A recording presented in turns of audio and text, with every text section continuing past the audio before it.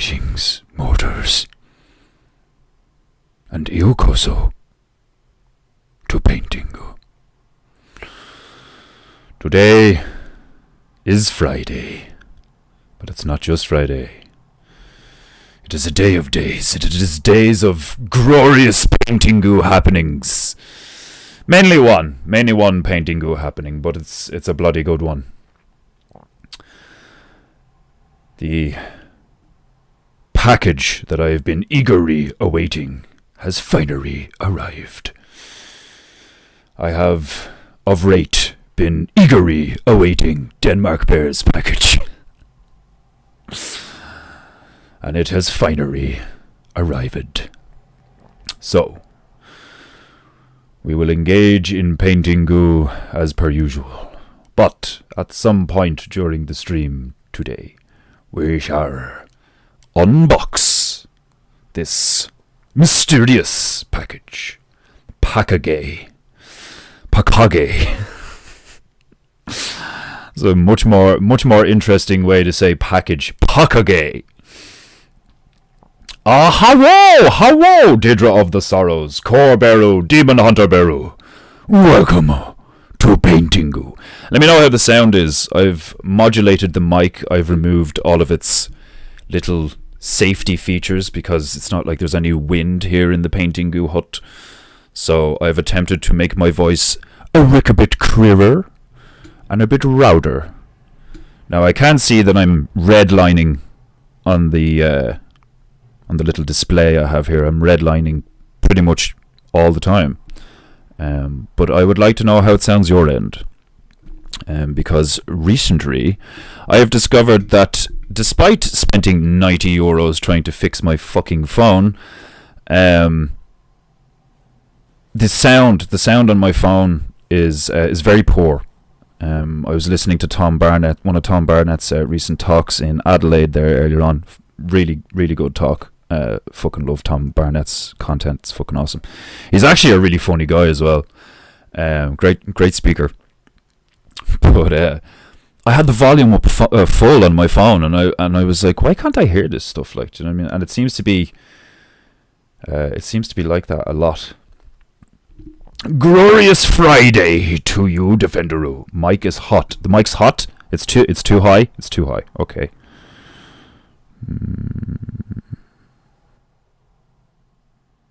How about now? It's still a little bit hot. Sounds very loud. Not so clear, but better than with the filter. Yeah, I'm trying to really hone in the properties of the stream for you all, so it sounds like nice and clear and crisp, and you don't have to turn it up so you can hear me over the music or anything like that. Like, so it's all trial and error.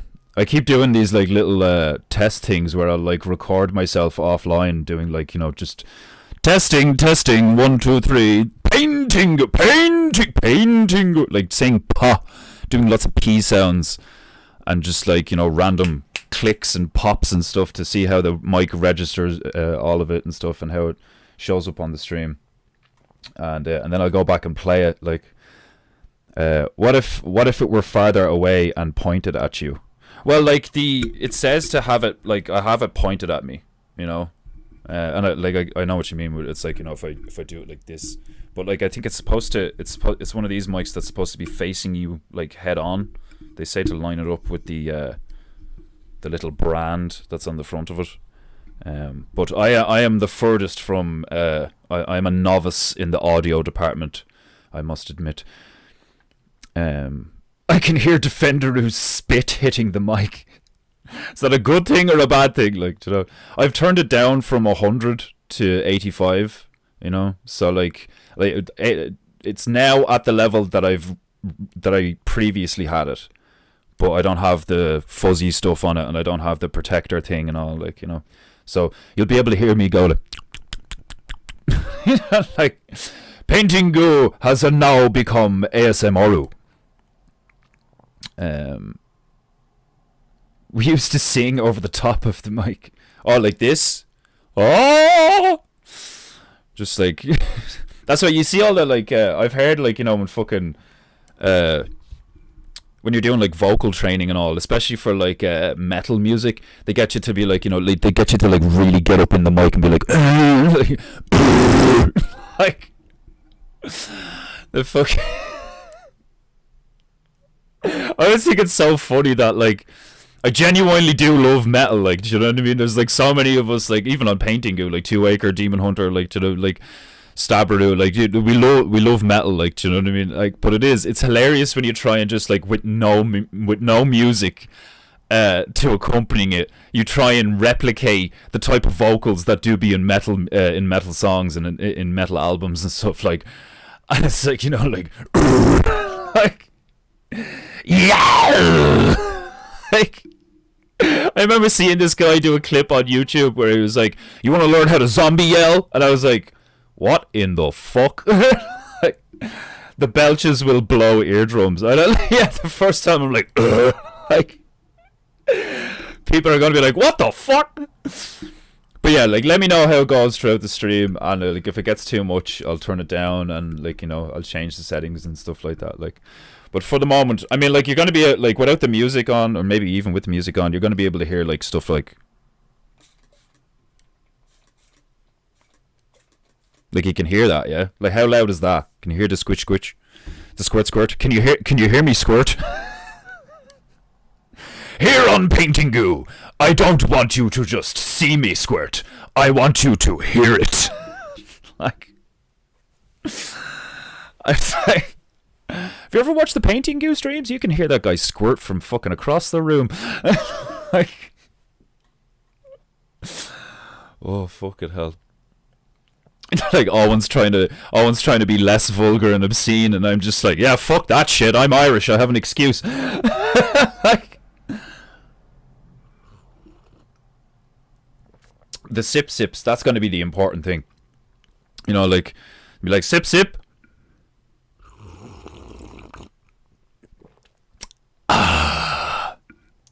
I'm gonna ASMR the shit out of this stream.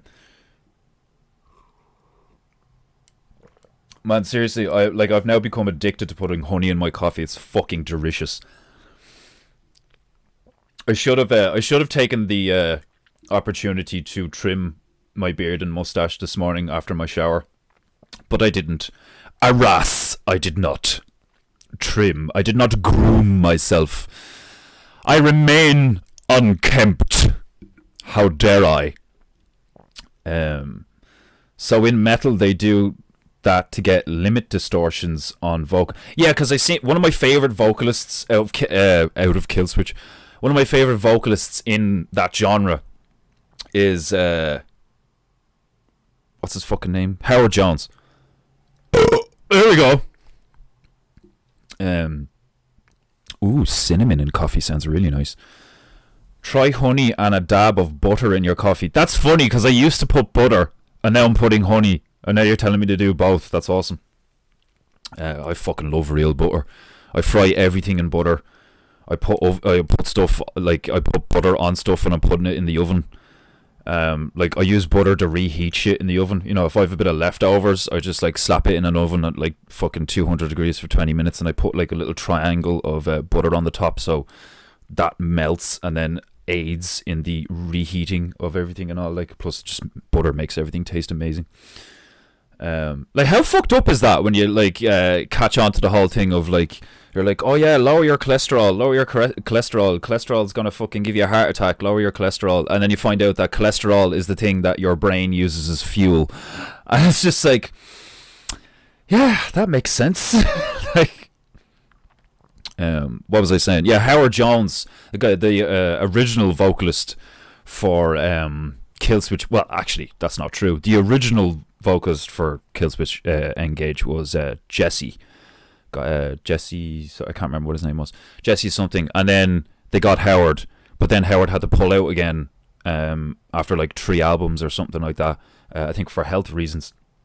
Unfortunately, my horror is all over the place.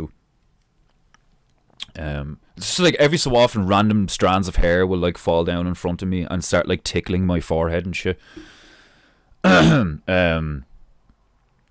Yeah, real Irish butter is fucking unreal. Like, you know, like our dairy.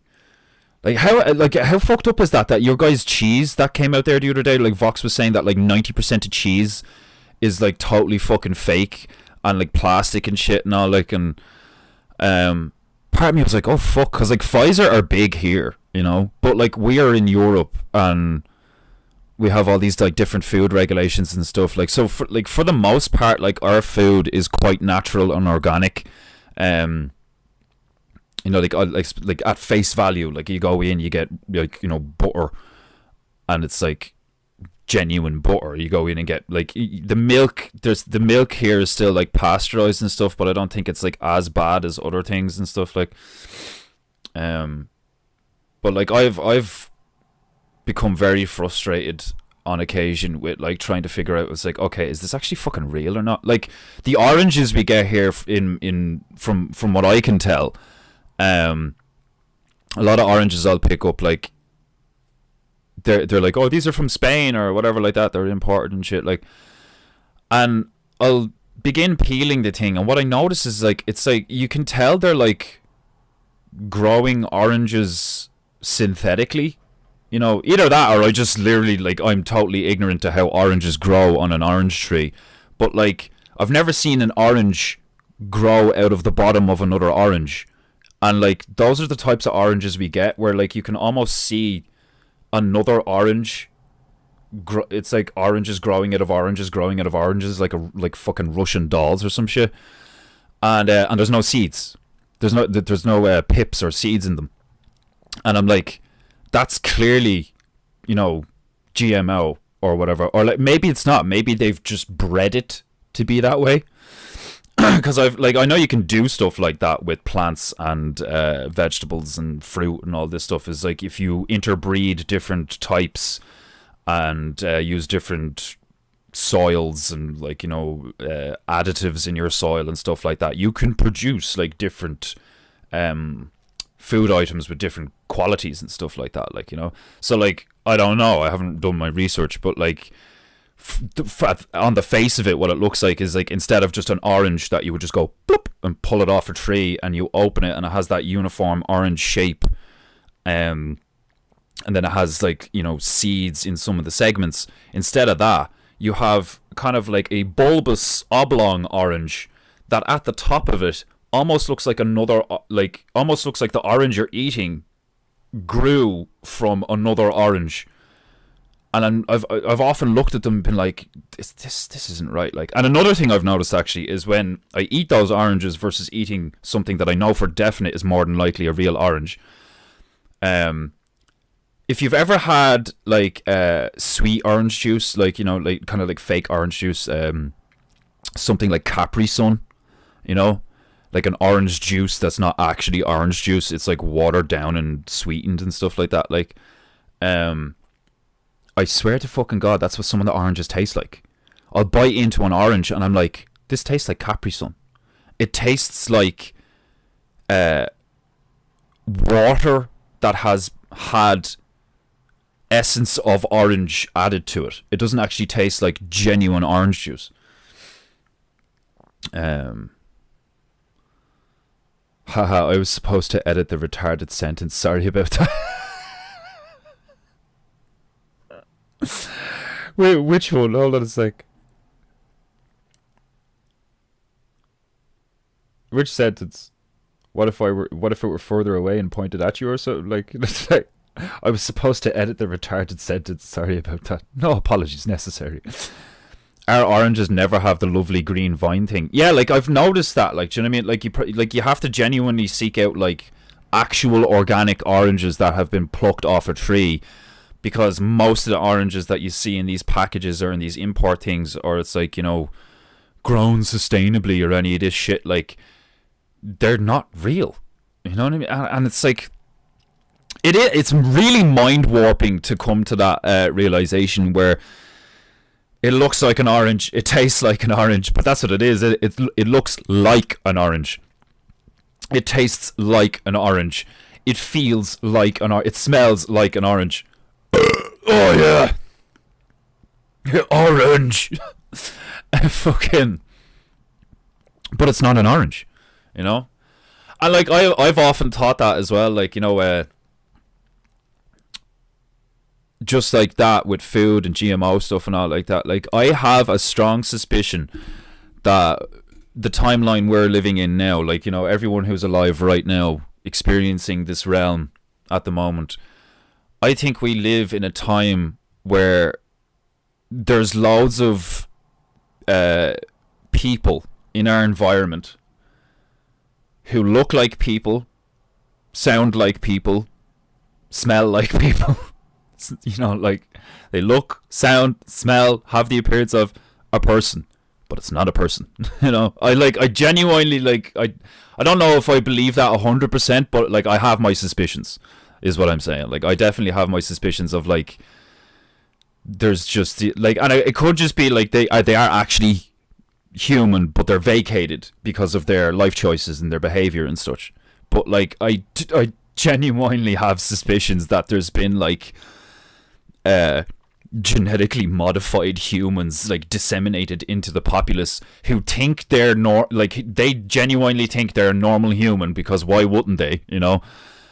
But they're like test tube babies or something, like, do you know what I mean? Like, all this stuff about the ancient world, but orphan trains and all these incubators and all this crap, like, do you know, I genuinely wouldn't be surprised if the whole Matrix thing of like, oh no, like, if you're born in the Matrix, you have those, like, you know, holes on you and those like implants and stuff, but if you're born in Zion, you're born naturally in Zion, you're not going to have them and stuff like that. Like, I have my suspicions that there are humans amongst us that aren't genuine like humans.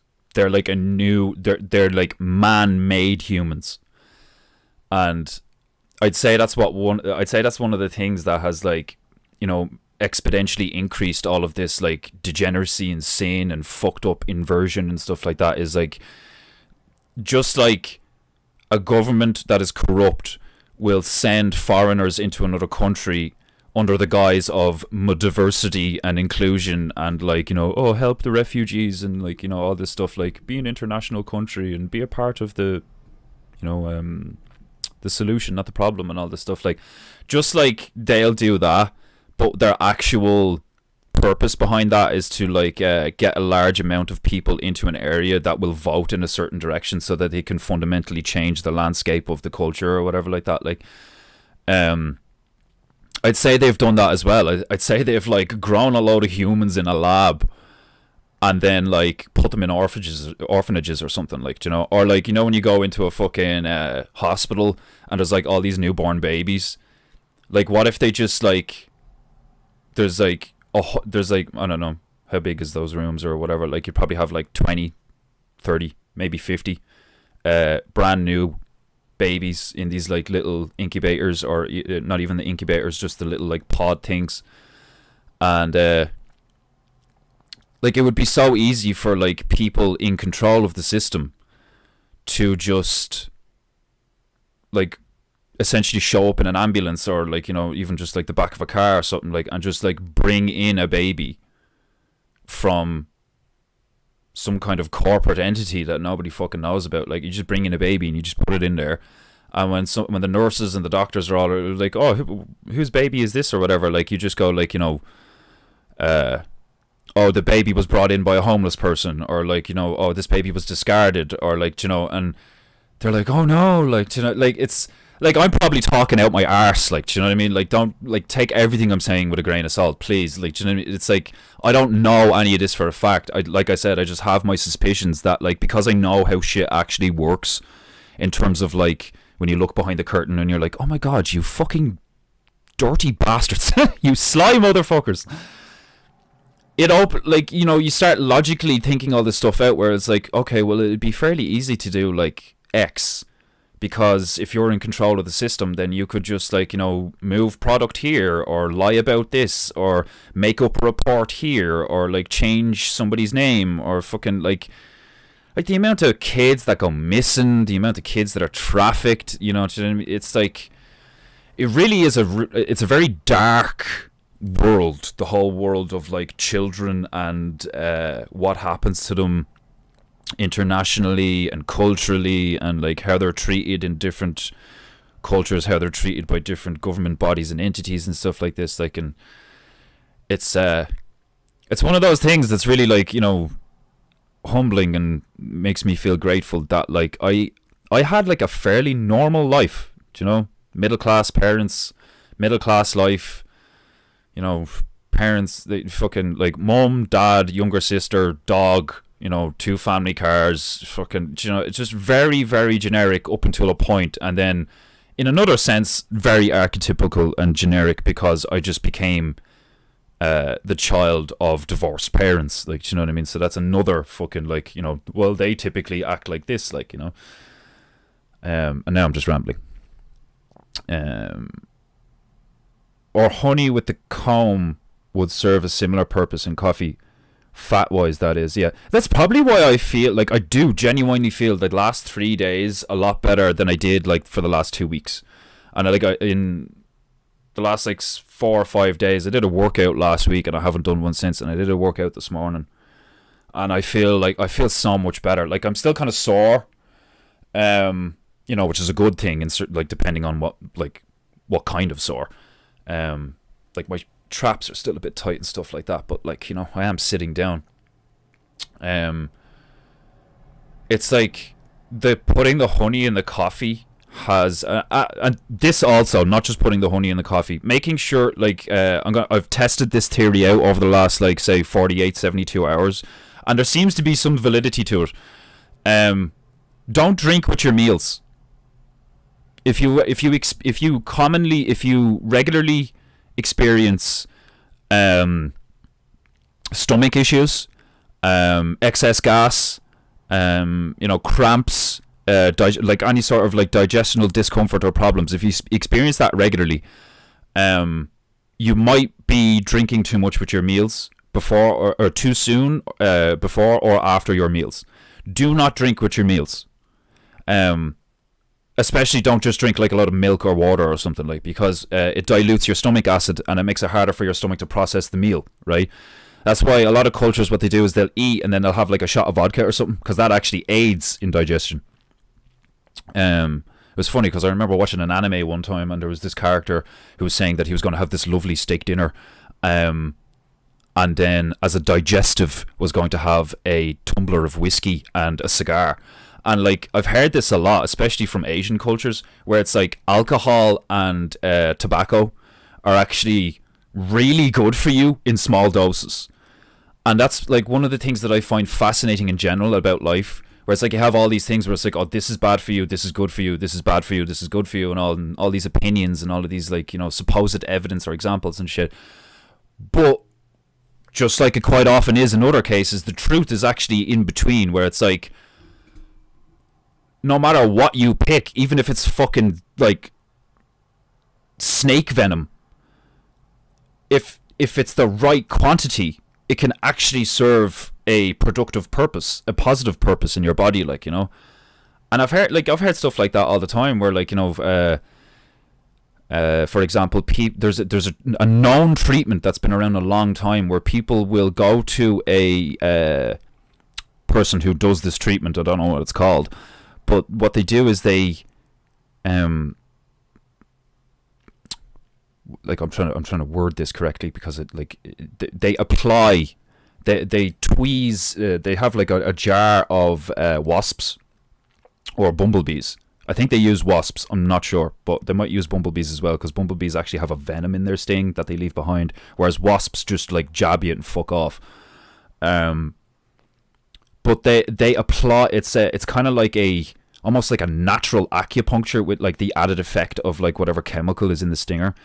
And they will apply bee stings and wasp stings to the person's back or chest or arms or legs or whatever, inner thigh, stuff like that. All these, like, all the meridian points, and where there's like large groups of blood vessels that like can sometimes get blocked and shit like that, like. And apparently it promotes blood flow, and, like, you know, sticks all this enzymes in your blood and stuff like that, are like really healthy for nerve endings and stuff, because experiencing pain can actually be a way to reactivate certain nerve clusters that have been dormant for a while. What's a great book? Jeez, the chat's on fire and there's only 6 years here. Iron Man Baru! Stabaru! Welcome! Define small doses. Well, that's the thing, isn't it? It's like relative. So if you're talking about something like, what did I hear? Like cobra venom, so like king brown cobra venom, in like micrograms, can actually be beneficial because of the stuff that it does to your blood.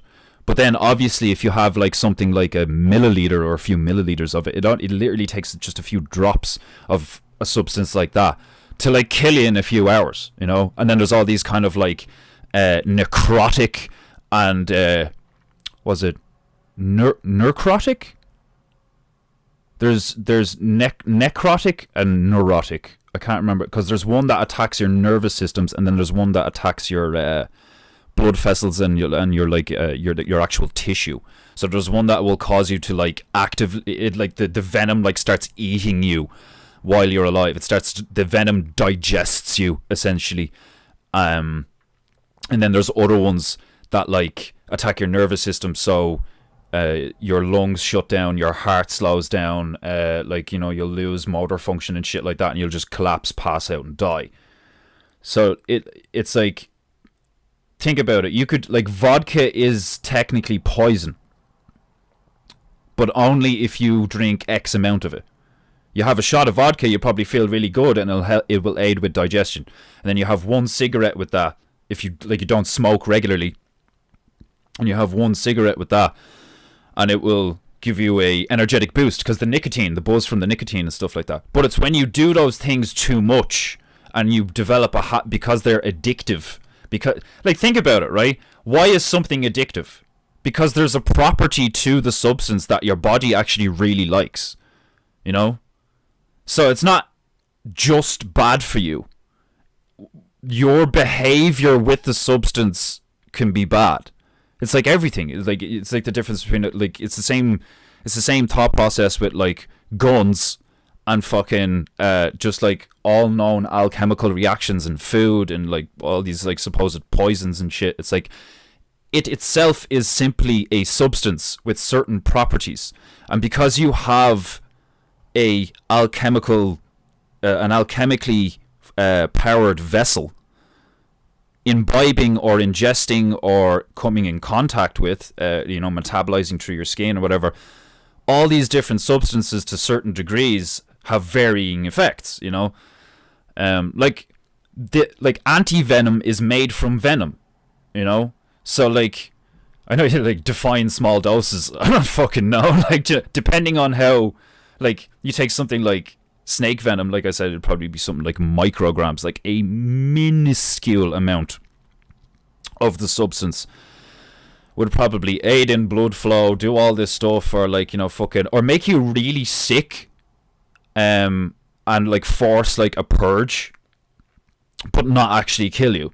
And depending on like what kind of general ailments you've got at the time, that might be a good thing. But anyway, enough rambling. Where am I? There we go. We're neighbour states with Florida and can't get decent oranges from there. The best for us come all the way from California. What the fuck? Florida oranges is supposed to be like, doesn't your man fucking Old World Florida go on about their oranges and how great they are? How does that make sense? Make it make sense, Dick Ford, please. That's that like jurisdictional trade bullshit. Do you know what I mean? Like, I find it so frustrating and annoying that we have like the climate and the land and the capacity to grow an insane amount of food. Like, Ireland could probably feed the world if we just used the island efficiently, you know, and like just these vast fucking fields of beautifully dark, moist soil that has the capacity to grow all sorts of shit. Like, do you know what I mean? Granted, we can't grow certain things because we don't have a hot enough climate, but there's loads of shit you can grow here, like, you know. And if you really know what you're doing, you could probably grow pretty much anything here, but you just need the right equipment and the right know-how, like. And it's just so annoying to see that, like, the biggest export that we have for like years now is fucking drugs from Pfizer.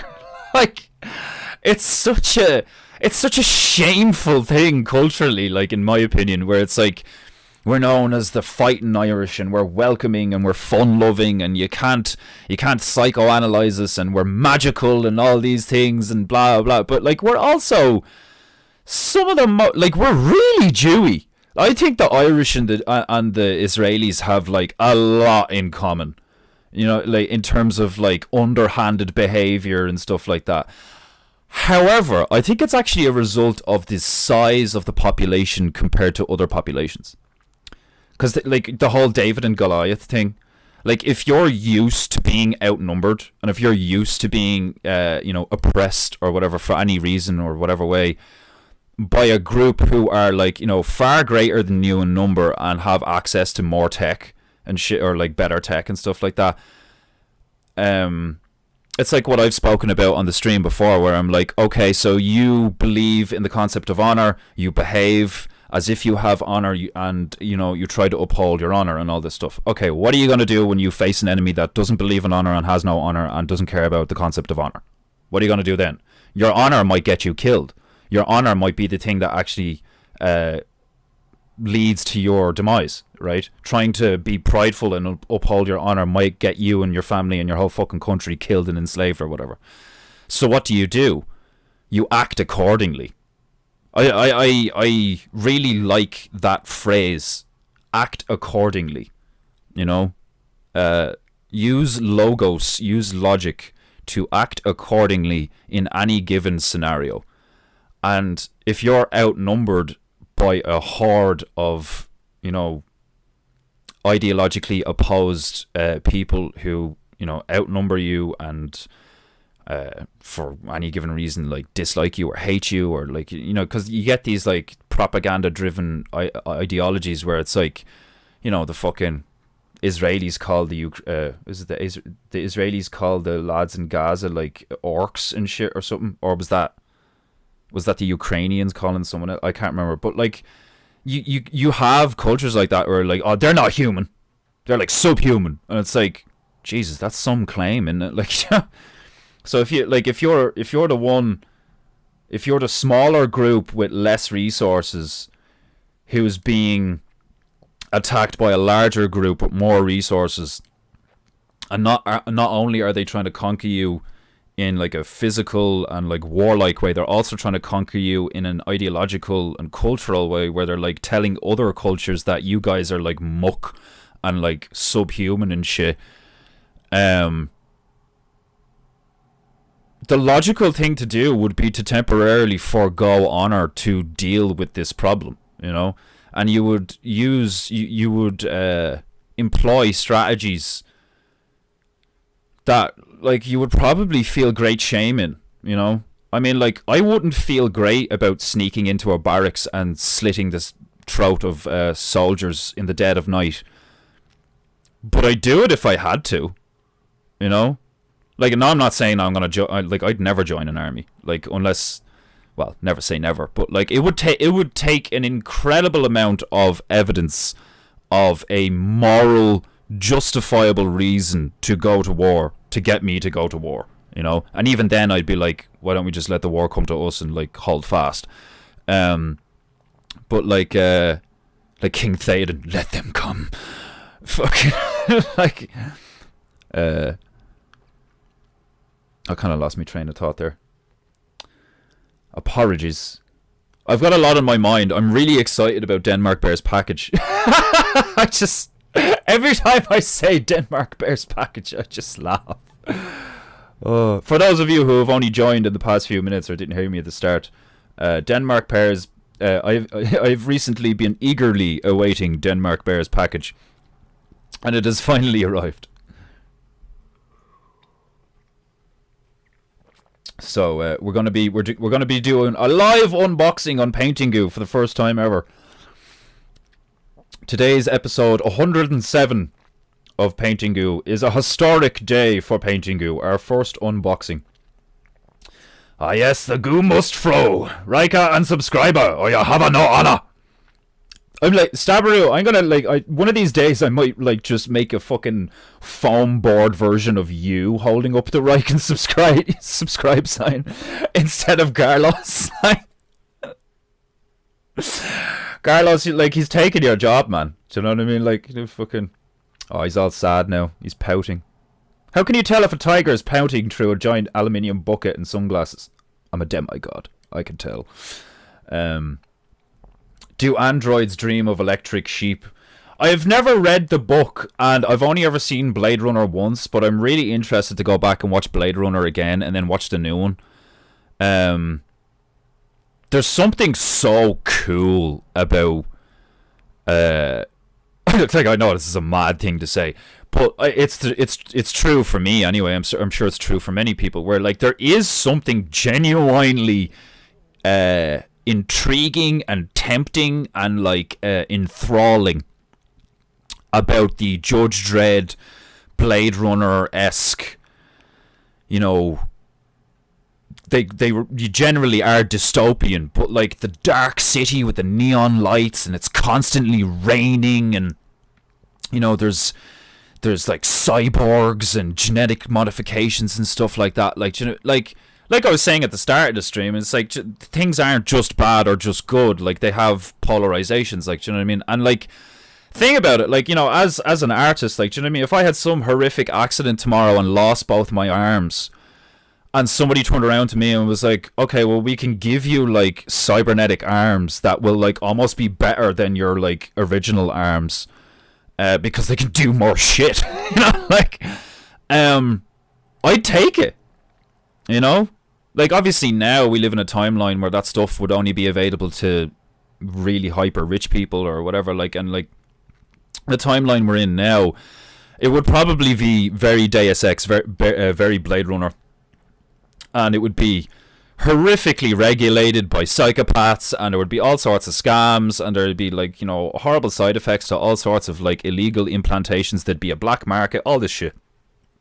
But I don't see why there also couldn't, you know, simultaneously, just like you have communities and ideologies like, well, I'm not saying it's an ideology, but ways of being like Bertaria and its community, versus the greater, you know, population and what they're up to, and Babylon and all this fucking stuff. Just like you could have those two like opposing ways of behaving and thinking and being. I think you could also have, like, you got your Judge Dredd megacity fucking, like, you know, I am the law, and there's like robots running around hunting people and shit, and drones, and it's always raining, neon lights, like, it's very horrible. Like, I think you could also have like a fucking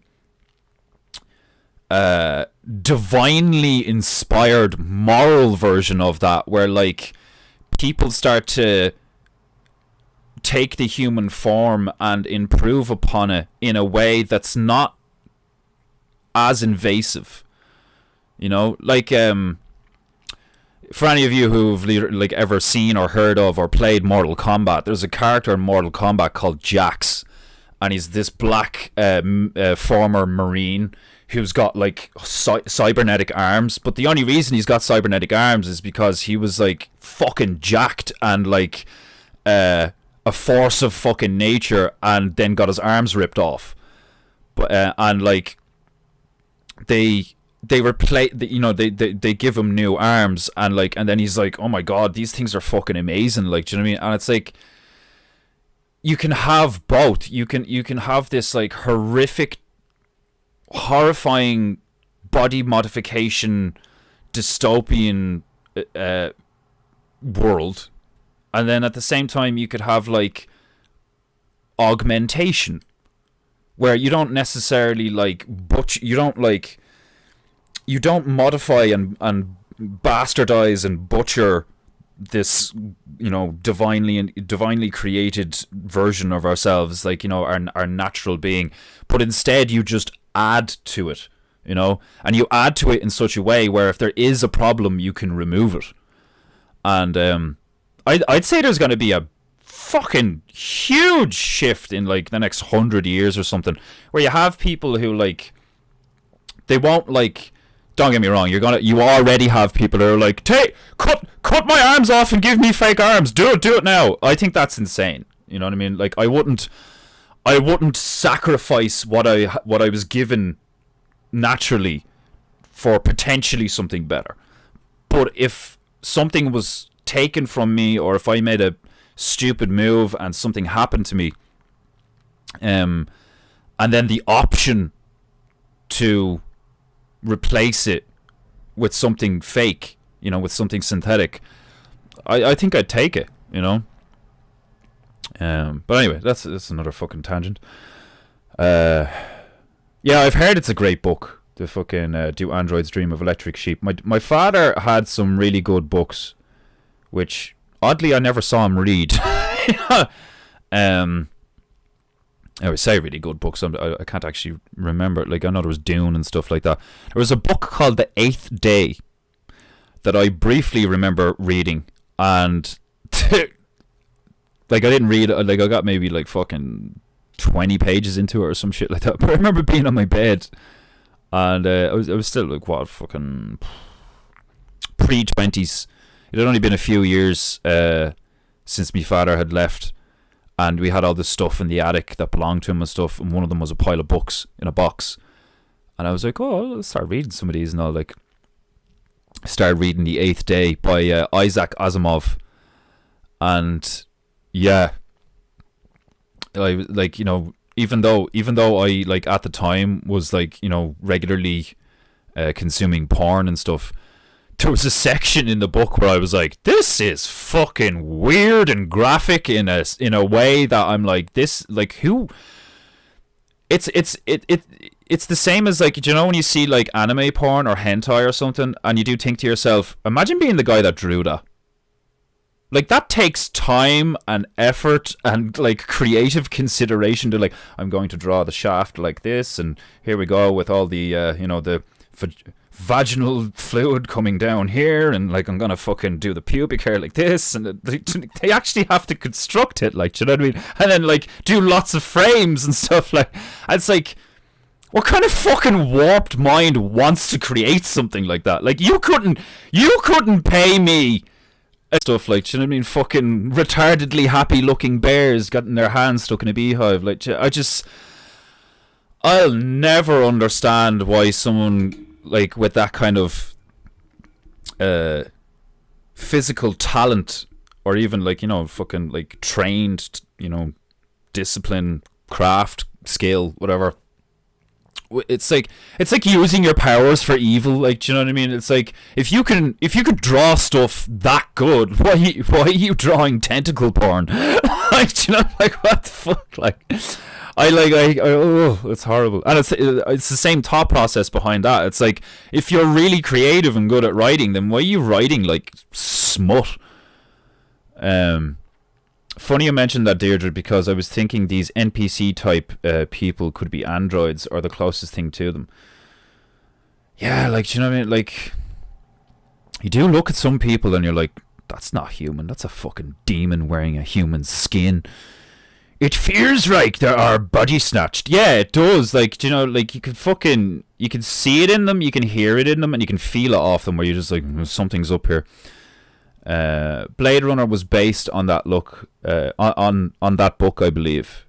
Yeah, Blade Runner was based on Do Androids Dream of Sleeping Sheep. And then in the director's cut to Blade Runner, there was apparently a scene where a guy like does like an origami thing of a unicorn or like a fucking swan or something, I can't remember, but he does this like little origami thing and like leaves it outside somebody's door, and that's supposed to be like a shout out to the book, I think. I could be totally wrong. I'm just speaking from memory. Going to the gym this morning, Good Friday, so no working goo today. Ah, nice and goo. You get to chill and relax to the Peinteingu. Got a new container of C4 to get that beta alanine and B12 hit.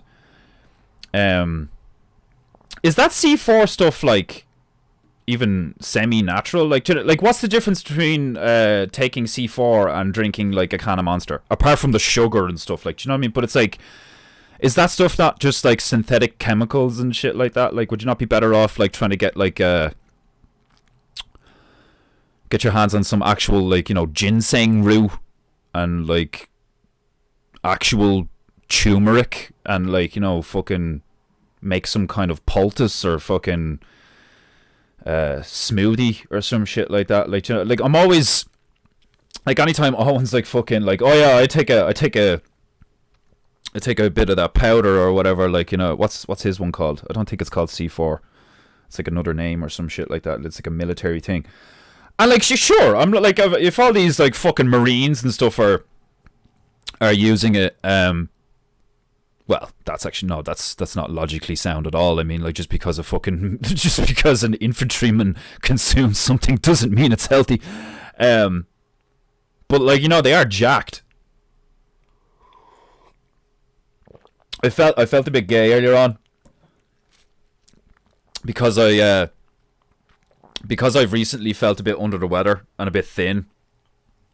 I've been like, oh fuck, I need to put weight. Like, I weighed myself today and I've actually lost 4 pounds in the last few days. So I'm 11 stone flat right now, which is not healthy for a guy my height and width. Like, do you know what I mean? Like, I'm 5'11" and like fairly broad. Like, I'm not big, like, do you know what I mean? But like, I'm like a good solid average bloke size, and I only weigh 11 stone, which is what for you Americans that's like 140 pounds ish. I'm very, very, very, very, very lean, to the point where like I think it's unhealthy. But when I did the workout earlier on, like, it was a decent workout. Like, do you know what I mean? I was doing a lot of I do the isometric stuff, like, doing handstands for as long as you can until your shoulders are just like, oh fuck, I can't take this anymore. And then squats, holding squats, and then I go up and down the stairs like fucking dozens of times. Like, I don't like count how many times I go up and down the stairs with the weights. I just like do it for X amount of time. And like, I'll farmer carry, just like hold the kettlebells at your waist and just walk up and down, and that gets like your pecs, your back, your foot, like that does a lot of stuff. It really hits a lot of areas. But then just trying to hold the kettlebells like this, like one in each hand, and like, I know 8 kilos is nothing, but like when you when you have an 8 kilo ball in one hand and another 8 kilo ball in the other, and you just hold, you like you're holding a tray, or like you're carrying your female over the threshold. That's one of the things I'm actually trying to train for, is like, I want to be able to just like lift the female up with complete ease, because I can do it, but like, she weighs the same as I do right now. Like, and that's not to call her a chunky monkey, that's to call me a lean string bean. I mean, like, she could fucking put on like another 2 stone and I'd still find her cute and sexy. But like, there's a difference between curvy and chunky and fat, like, and Wishy's got that sexy chunk, at least for the moment. Don't get too big, you fucking bitch. But that's what I like. I want to be able to. I was saying it the other day that I'd love to be able to do that salsa dance shit with her and stuff. Like, we're just like swing her around like she's a fucking bow staff. Because that's like really functional strength. Like, do you know what I mean? That's like really raw power. Instead of just like, look how big my muscles are, I can lift heavy weight a few times. There's two different worlds of in quotes strength. There's the guys that are really big and muscly, and then there's the guys that are really strong. And they're not the same thing. And like, I'm quite strong, but I'm not big, and I want to be like insanely powerful. But walking up and down the stairs, like, I can do a farmer carry for like 10-15 minutes before my hands start to cramp, and like, because you're constantly fighting the weight, you're constantly trying to squeeze and keep the grip, and because you don't want to just be kind of like lackadaisically, like, holding them like a suitcase or some shit, like, fucking, you have the weight like this, just like, you're just cupping it with your fingers. You want to squeeze the thing. Same as when you're doing pull-ups. You want to really squeeze the bar and like engage all the grip, all the muscles, like the supination and all this in your wrist and your forearm muscles and all, and you want to like really pull everything, like. And I can do a farmer carry with the kettlebells for like 10-15 minutes or something.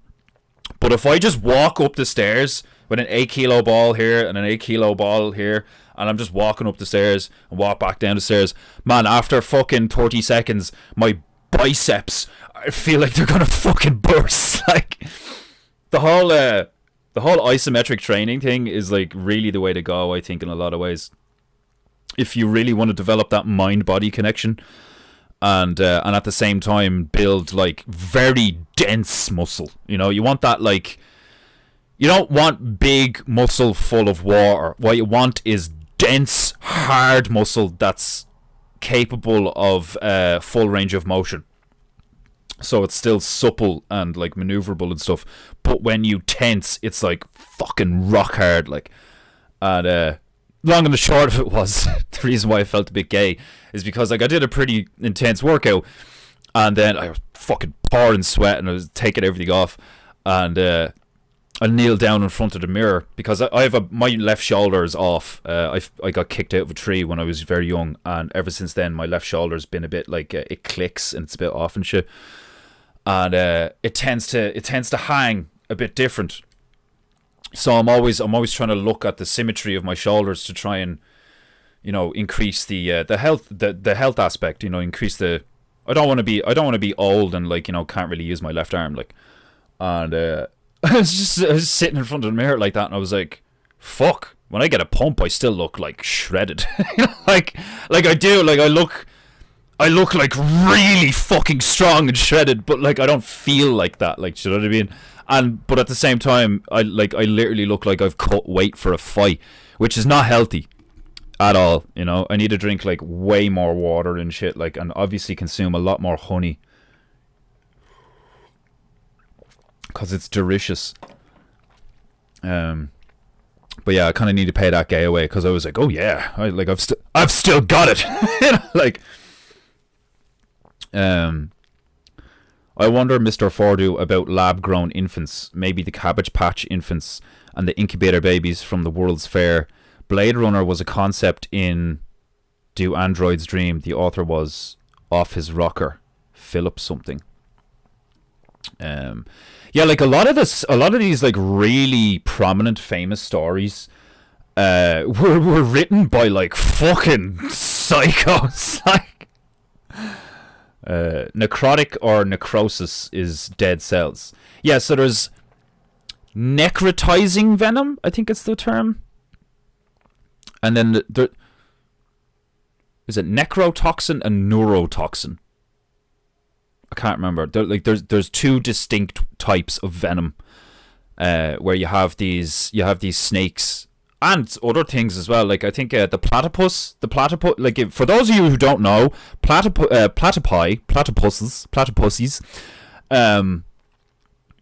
have a barb that's like on their elbow or their wrist or something, and they're one of the only mammals that actually have like a venom. And apparently it's like incredibly potent and like really painful, but it's not the sort of thing that can kill you. It could kill you if like you're not very healthy and the pain is so intense that you go into like cardiac arrest. Oh, excuse me. But it's not like lethal in that sense. But apparently it is incredibly painful. Similar to like something like the stonefish. Can you guys hear that? There used to be a shoe repair shop right next to our house. Like our next door neighbour used to be a shoe repair shop, and they've recently started renovating it, so there's been a lot of noise. I was just wondering if the mic was picking that shit up, because I can fucking hear it. Like, microdosing meth. Like, yeah, like I know meth is like horrific and demonic and shit like that, like, but what if you did take like a really, really, really, really, really small amount of it and it like had some health benefits, you know? I mean, like, truth is just truth, you know, regardless of opinion. So if something just turns out to be true, then you can't really like, you know, yeah, but it's still evil though. It's like, no, it's only bad like if you do this with it, you know? It's like just like a gun. It's like there's a big difference between shooting a coyote on my land with my rifle and going down to the local supermarket and shooting the guy behind the till with my rifle. Like, do you know what I mean? Like, you will give me things for free, pop. That's why I only use my CBG oil for migraines every 3 to 4 weeks. It loses its potency the more you use it and need larger doses for it to do anything. Exactly. You see, that's my point. It's like your body adapts to stuff because your body is an alchemical like machine, like, do you know what I mean? Like your body takes stuff in, does stuff with it, and expels waste, like, you know. And it's like that, like that's what's one of the things that's fascinating to me. That's genuinely one of the things that makes me think that like we can throw fireballs and fucking like cast lightning from our hands and fucking, you know, all sorts of, like, but we just don't know how, or like, you know, we don't behave in a way that like enables that, like, kind of, you know, those energetic forces and stuff. Like if someone in the same realm, someone can be like, you know, 400 pounds, they're so obese they have to get their fucking roof cut open and like crane lifted onto a fucking flatbed truck and then carted off to a hospital to get their fucking stomach stapled because they're such a fucking fat cunt. And in the same realm as that, you have guys like fucking that gobshite David Goggins, who's just like, stay hard. What a fag. Like I fucking, that guy actually just makes me laugh. Like, do you know what I mean? Stay hard. It's like, you're trying to sell dick pills or something. Like, do you know, it's hilarious. But like, you have like both ends of the spectrum. You have people who just become these like big blobs of like waste material, and then you have these people who are just like incredible physical specimens through sheer force of will, and can do all these incredible things. Like, I seen a fucking clip the other day where there was a fucking woman in her 60s who swam from like, oh, where was it? It was something crazy. It was something crazy, like 60 miles from like one island to another or some shit. And she got onto the beach and she was like, she could barely walk, and there's like a whole news crew and like hundreds of people being like, you know, congratulating her and clapping her and all this shit, and she's just like like her body was probably in like various different states of shock, like for all sorts of reasons. And they're just like, you're fucking amazing, like, you know, like, and yeah, it's cool, like, especially at someone of her age, like, you know, it's definitely a feat of both willpower and physical fitness, like, you know. It's like, we can do mad shit. Now I know the stuff I just said is like, you know, not comparable at all to fucking throwing fireballs, but my point is that like just the mindset creates the behavior, which creates consequences and stuff like that. So it's like, I don't see why, like, I don't see why you couldn't have people who like I felt it sometimes where I'm like, I'm doing that stuff like that stuff that Tom Barnett talks about. It's not just him, obviously, that talks about it. It's like thousands of years old Asian traditions and all this shit. But when you do Qigong and you try and develop a sensory awareness of the space between your hands, and you like focus on pushing and pulling the energy in between your hands and stuff, like, you can feel it. You can actually feel it. Like, do you know what I mean? It's so, like, it does get to the stage where you can almost feel like a ball, and you can like play with it and like push it and pull it, and like, it's weird. It's fucking weird, but it's real. And like, I wouldn't be surprised if you took like 100 people and like over, like, maybe it would take, I don't know, maybe it would take 100 years, maybe it would take 1,000 years, I don't know, like, but just develop this whole like culture and mindset of just like, how far can you take that sense of awareness and that skill? Do you know what I mean? Like can you get to the point where you go like, you know, you're trying to make that energy field between your hands more and more intense, you know? And like I was saying, it's logically possible to me. I don't see why it wouldn't be. If you can somehow manipulate or affect the energy, it just in the air around you, all that 0 point shit. And if you could move it, because like movement, you know, if you can move the energy, that right there, you have the potential for mad stuff to happen. Because if you can move the energy, then like, how fast can you move it? In what way can you move it? You know, If you can move it like really, really quickly, can it create heat? You know, will the space between your hands get warmer? You know, how far can that go? You know, maybe I'm just crazy. I don't know. Yeah, Core, the World's Fair incubator babies is a weird thing. Yeah, it's super creepy. Ireland does feed the world with comedy. Why, thank you. What a beautiful thing to say about us. Or is it? It's like Ireland does feed the world with comedy. Yeah, because we're such a fucking shit show of a culture.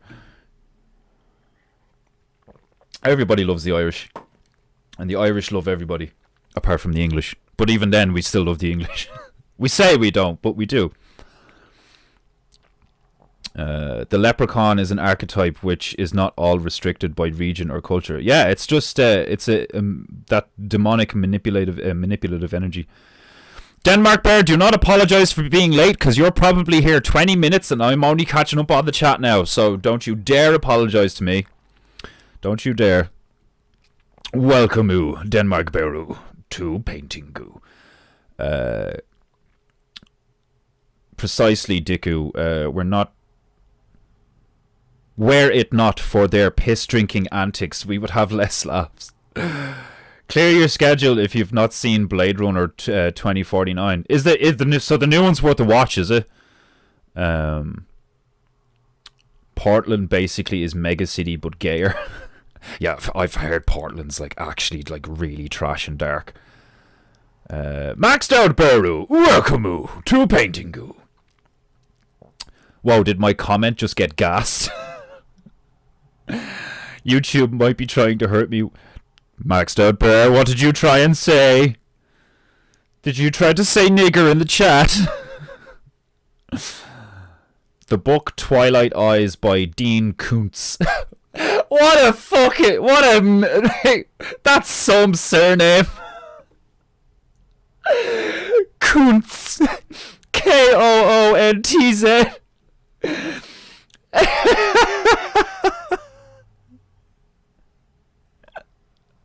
Dean Koontz. Oh, that caught me off guard. Oh, that's hilarious. Twilight Eyes is a good thriller. He could see the beast within. There's definitely a beast within me. One of my comments didn't go through today. We'll post it in the T-gram.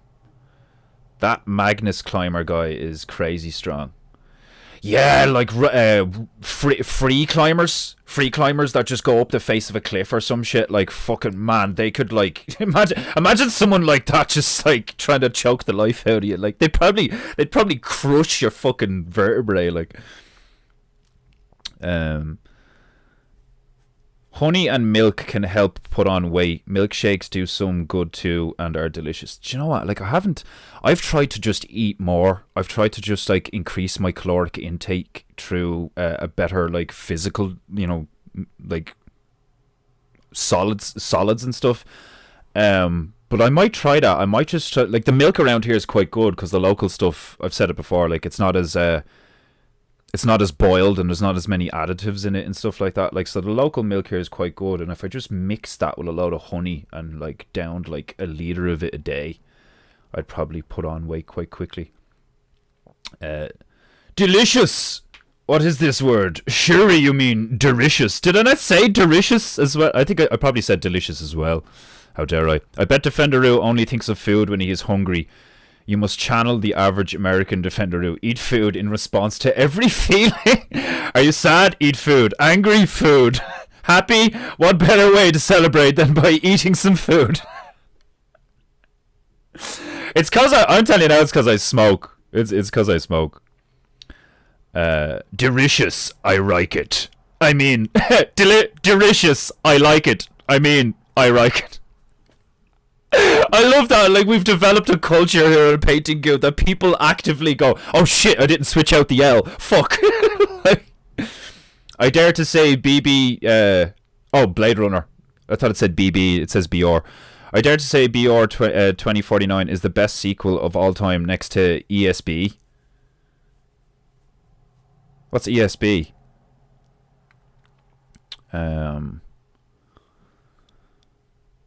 I can't think of what ESB might be. Right. Denmark Bear, are you still here? I hope Denmark Bear is still here. Comment, you foreign dog, if you are still present, and I shall begin unboxing this glorious package. I fucking love doing stuff like that. The word package, just break it down phonetically. It's like package. What's package? It's where you stick a gay in a box and you send them somewhere. Like, could you imagine some kind of like... Yeah, you're still here? Awesome. Right. The first official unboxing of a Peinteingu package. We're now commence. The amount of tape on this is fucking hilarious. This is like, I know you're from Denmark, but this is so German. It's so neat and like secure. I love it. Okie dokie. Get that ASMR going, yeah? You'll all hear me unboxing this beast. Okay, and then there. Yeah, okay. There's an insane amount of tape on this. I'm guilty of that as well, though. You should see, like, if anyone's received a Peinteingu from me, you know what I'm talking about. I make my own boxes out of spare cardboard I have lying around the house. So some of the packages I've sent people are literally like Franken boxes, like shit. Like, oh, this is so cool. This is so exciting.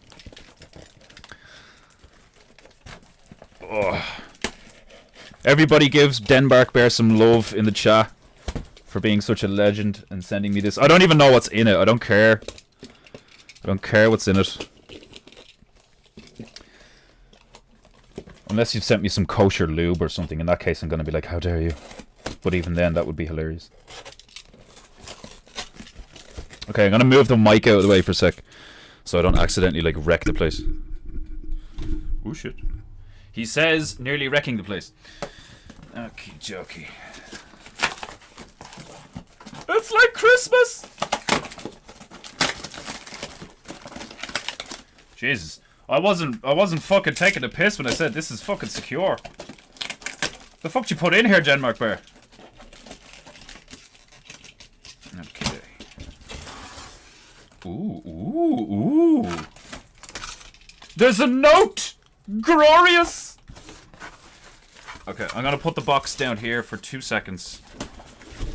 Read the note, and then I'll take the contents out of the box.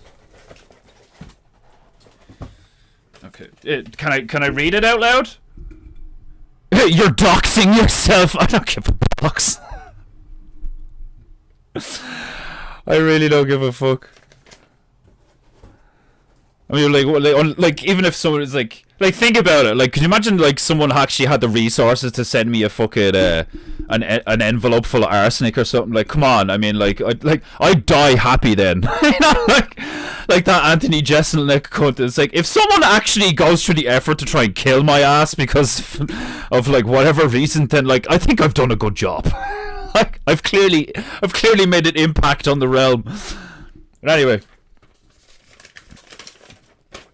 Jesus, I thought my writing was bad. Dear Defender, you forgot the ooh.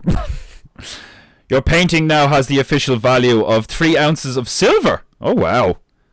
Ooh. I've included some good protein powder for you. Oh my god, what a sync when I'm talking about all the fucking powders and stuff. For your training. Add milk and ice cubes. Much love, Denmark. Oh man, I love you, bro. You're a fucking legend. That's so cool. Protein powder and silver. What a fuck? Like, you couldn't ask for a more fucking, like... Oh god, that's fucking brilliant, man. Like, I've sent you some silver and some protein powder. Put some weight on, you skinny Irish fuck. Oh, I fucking love it. Okay, what's this? Bubble wrap. Oh my god, you sent me... You sent me a beaker and I'll put it in. Eat right, work hard, feel good. Oh man, you're such a boss. That is fucking awesome. Is this the stuff in here, is it? Or is it... Oh no, you just put it into... Okay, cool. That's awesome. That's fucking... Oh, is that the silver? Smell of fresh plastic. Glorious. You're doxing yourself. Like I give a bollocks. Is that tobacco? Oh, that's because I put it down there. Never mind. I was like, what else is in this fucking thing? How dare you? Well, because I said your writing was terrible. I'm already taking the piss. It was obviously very legible.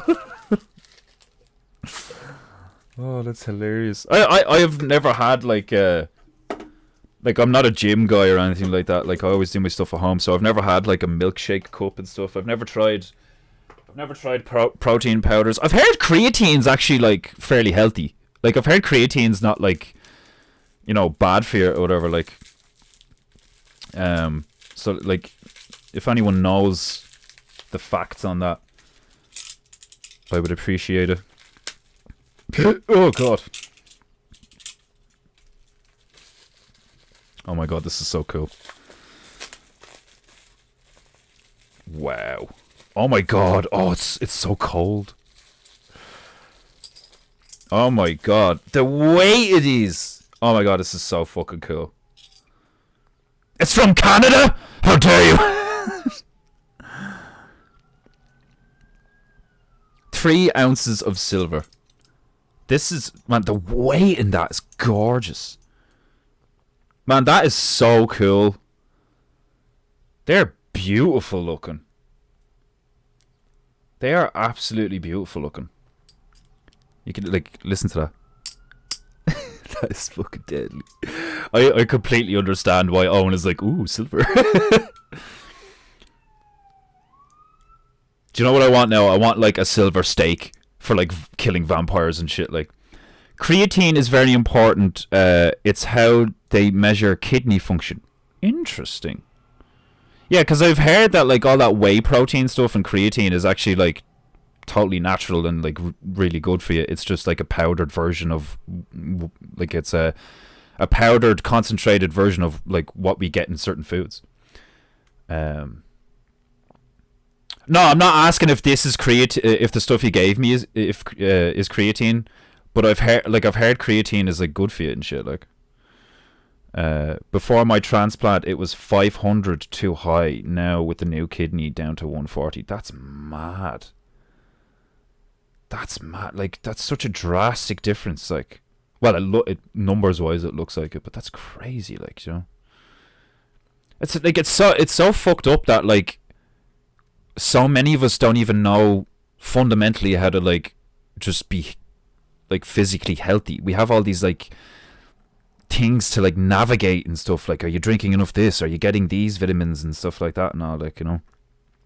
I can't get over like these are lovely. These are really cool. I want a fucking double barrel shotgun that can fire these now like at a Resident Evil. Like, oh my god, these are fucking deadly. The fucking weight of that, just 3 of them, just 3 ounces of silver, just that's so cool. Right, I'm gonna put them over there where they're nice and safe for the moment. Okay, now what's this now? Oh my god, this is a fat sack. Oh Jesus Christ! Oh, it's whey protein, premium quality, 1,000 grams, no sugar. Strawberry is my favorite flavor. How did you know?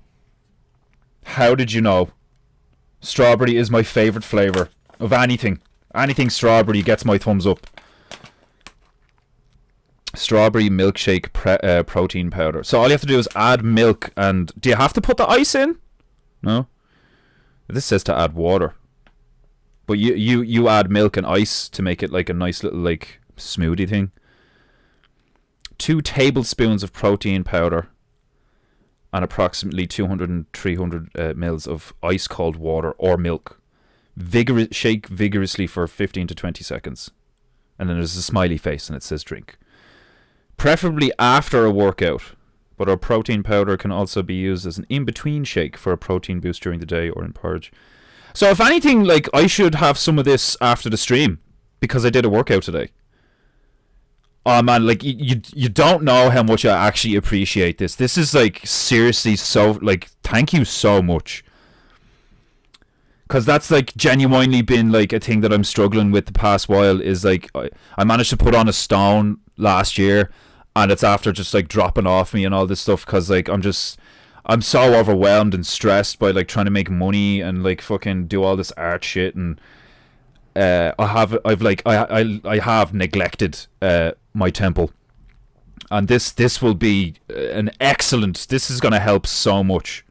Thank you. I really appreciate this. You fucking beast. This is fucking awesome. What a package! 3 ounces of silver and protein. You fucking animal, you. That is so cool. Oh my god, man. Seriously, this community is like the best thing that's ever happened to me in so many ways. Like a few months, like last November when like the lads showed up for my fucking birthday and I had no clue it was gonna happen. I've never experienced anything like that. Like, do you know what I mean? Like, I was nearly crying like every 15 minutes because I was like, I felt so loved. And like, I know it's a bit of a gay thing to say, like, you know, but it's true. Like, I haven't felt like genuinely like loved in like a long time. In certain ways, do you know what I mean? But like, it's fucking that. Like, that's just so cool. Thank you. I know I've said thank you already, but like thank you. 1,000 blessings upon you and your ancestors, Denmark Bear. You are a legend of Peinteingu. I take caged pre-workout, has creatine in it, and I get great pumps and endurance from it. Denmark Bear spelt it right. Hilarious. Silly women. Women can be silly, but we love them. It's made in Denmark and all, is it? Like, so it's got extra based juice in it, does it? My C4 has creatine in it. I don't like staying on it too long because it can bloat you. Might work for you. Yeah, totally. Like, I don't like being a bit bloaty, but like you might want it. Like, man, I do. I want to be a fat bastard for a while and then like cut back down. Like I want to come on the stream one day and like people turn around and go, "Is that Stuntman Bear?" I'll have to make sure I'm wearing a beanie so you can't tell that I don't have like, you know, gay hair and all this shit. Like, I use 1 scoop, plenty of ice cubes and low fat milk. Oh my god, you faggot! Low fat milk, right? You've just instantly lost all the respect you gained. I've already taken the piss. Complan is good, Defenderu. Baby food for the... Do you know what? There's actually a thing here that I heard. They give it to people in like Africa and all to put weight on and stuff. And I can't remember what it's called. I think it begins with E. And it's essentially like a milk protein drink. And like they come in these like little bottles.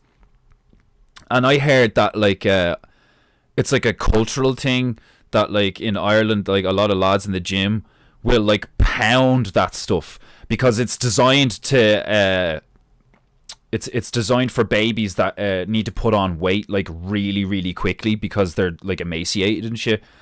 And apparently it's just like packed with all this stuff that'll just like fucking like, you know, just calories and calories and calories and bloat you up and stuff. So you have all these lads in the gym who are like fucking pounding this like this protein shake thing that's designed for like, you know, malnourished babies. And when you think about it, like in a sense, like we kind of like a lot of us are like malnourished babies. You are very welcome. Well, thank you again, Denmark. Like that was an incredibly considerate and much needed package, and much love to you, brother. That's fucking awesome. Ensure, that's it. Yeah, Ensure, that's the one. It's fucking like it was funny because me and a mate of mine got a hold of about like 12 bottles of it one time. We were just like whip whip whip because it's actually like it's quite tasty, and I just kept turning around and be like, this better make me fat like instantly. Like, I'm like, if you ever come across someone who's like as desperate as me to like to put weight on, like it's because everyone's like, oh, I want to be slim, I want to be trim, I want to be ripped and all, like, and I'm like, I want to be a fat cunt. This powder will make you gain weight fast. Oh, I can't fucking wait. I'm gonna have like a pint of that shit after the stream. Oh, I can't wait. Right, that was awesome. So everybody give much love to Denmark Bear there for being fucking for graciously providing us with our first unboxing on our first live unboxing on Peinteingu, and it was a resounding success. I am very pleased. Okay, now I'm still experiencing the same fucking issues with this poxy screen now, where it's all like, it's just fucked. Like, it's so annoying to me in so many ways. It really is. But there's nothing I can do about it right now, and I'm not spending another couple of minutes bitching and moaning on stream while I'm trying to figure it out. So I'm simply just going to go into layout editor really quick, and then I'll pick this one, save changes, and there we go. Yes, beautiful. Now I can see the painting. Excellent. Right. Now the pile of shoes actually is starting to look like a pile of shoes. Awesome. Okay. Right, we get the tunes going. Carlos, you ready? Tobias? Is it, do we call him Tobias Beacus Croas or Titus Beacus Croas? I can't decide. Maybe I'll make him schizophrenic, so I'll call him both. Mini Beru, we're all ready. I think we're all ready. Let's fucking go.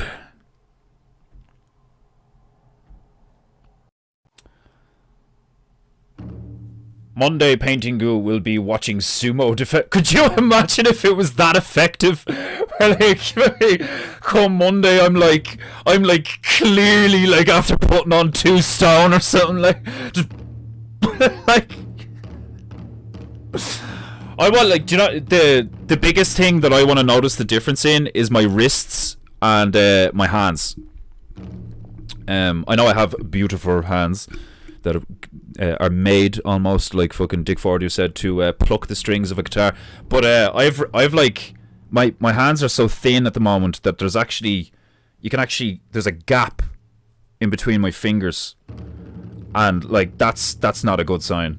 Like my fingers need to be fatter, much fatter. My hands feel quite stiff a lot of the time. I'm very aware of that. Like that the work I do involves a lot of stationary work. Oh, I just realized I must descend to Peinteingu posture. A moment.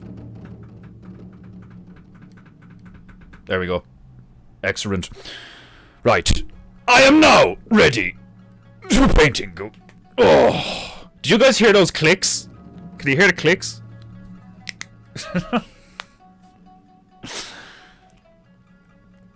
Oh, yeah, I'm very aware of how physically taxing being an artist is, and I don't want to be one of those old cunts who needs a cane or can barely walk around and can't even bend over and shit. So it's my physical health is very important to me. Right. We have much work to do on this Peinteingu. Some honey to put on the beehive, and everything to put on the everything bagel. So let's get to it. For it is 24 minutes past 4, and it is timer for Peinteingu. Peinteingu. Peinteingu. Peinteingu. A ding of the dong for clarity.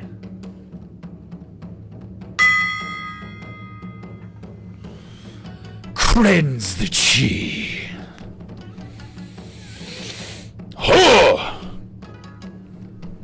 Peinteingu. Painting you. Peinteingu. Painting you. Painting me. It's Peinteingu. Let's fucking go. Yup. First, I must squirt on the parrot. Glorious Agua gets the goo throwing.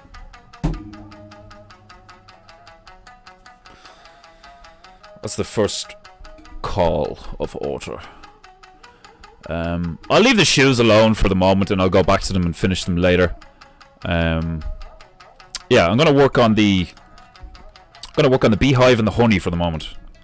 So let's get some orange and yellow tones going. Oh, almost forgot. I must press my royal rag upon my royal knee.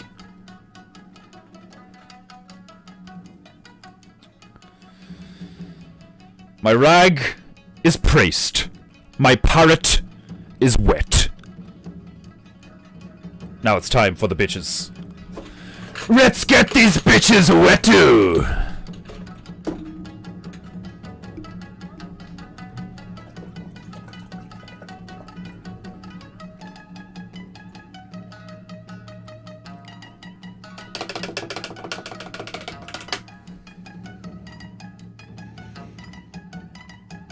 Do I still have coffee left? Yeah, I do. It's probably freezing cold by now. Oh yeah! Expel those demons from your burrs. I'm trying to say fucking bowels. Bowers. Oh my god, Bauer. Jack Bauer.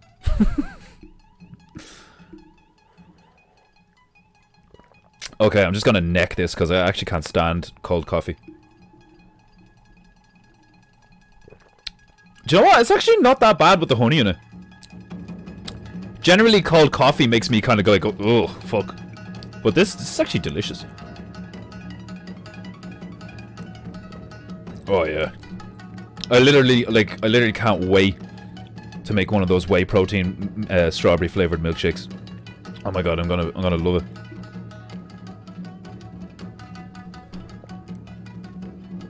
Oh, that was actually delicious. Have I got honey in my mustache?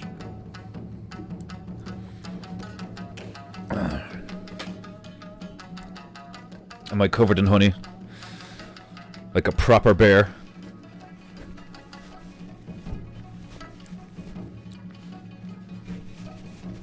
Okay. Where's the bin? There it is. Okay. So, want some kind of orange and yellow tones, and like some deep orange tones. Just get some nice honey going on this beehive. Make it drip gloriously. Keep hearing noises like there's someone in the house, but it's because the walls are quite thin. And they're working away on that gaff beside me. It was one of those things when we first moved in, I was like, oh cool, there's like a shoe repair shop like right beside our house. Like it's like his house is a shoe repair shop, and then I realized that it's like it's been shut down for years. Oh yeah.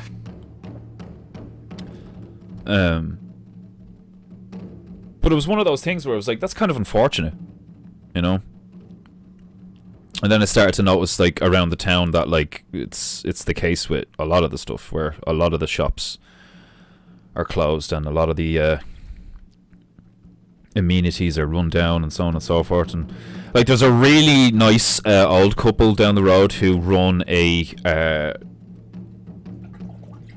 it's like a framing shop. It's mainly a framing shop, but they do sell, like, artists' equipment and tools and paraphernalia.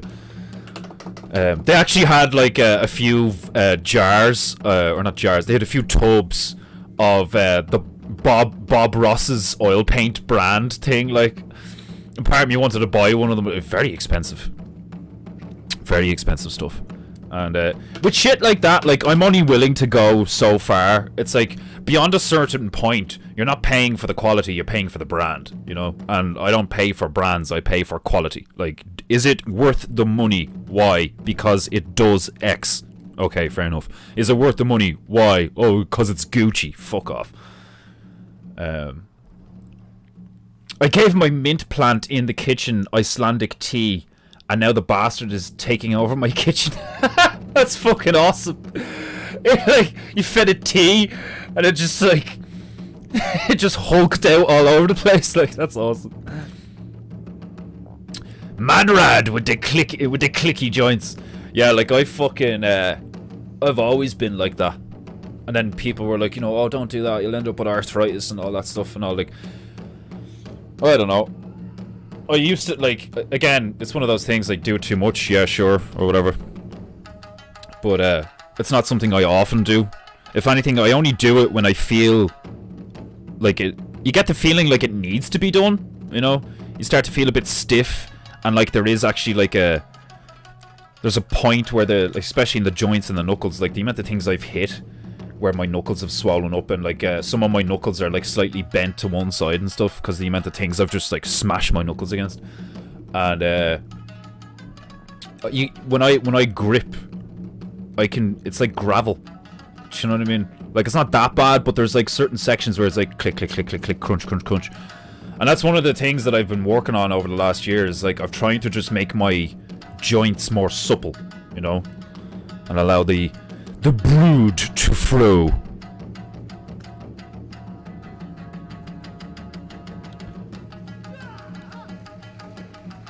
I want to start doing rice bucket training, if I can, because that makes your fucking hands like thick as fuck. Peinteingu. Peinteingu. Peinteingu. Peinteingu. Painting you. Painting me. It's Peinteingu. Peinteingu. Painting you. Painting me. It's Peinteingu. Peinteingu. Painting you.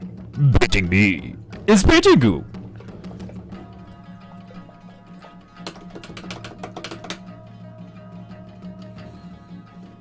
A little bit of red, just a little bit.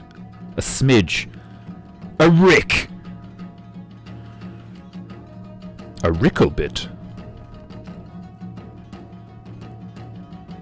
I'd love to actually, like, when I get the webcam, oh, wait for it. Peinteingu. When I get the webcam, I'm gonna like, you know, get myself a little webcam and all, like, and like I kind of want to put it in such a way that you can see the palette, so you can see me mix the colors. I don't know if that'll be something you guys are interested in, because like it's personally just like a little obsession of mine of being able to see all of these beautiful colors and hues just like appear while I'm mixing colors. Oh yeah. But I want to do stuff like that with the webcam when I get it, where like I can show you guys things. Yeah, we'll do it here.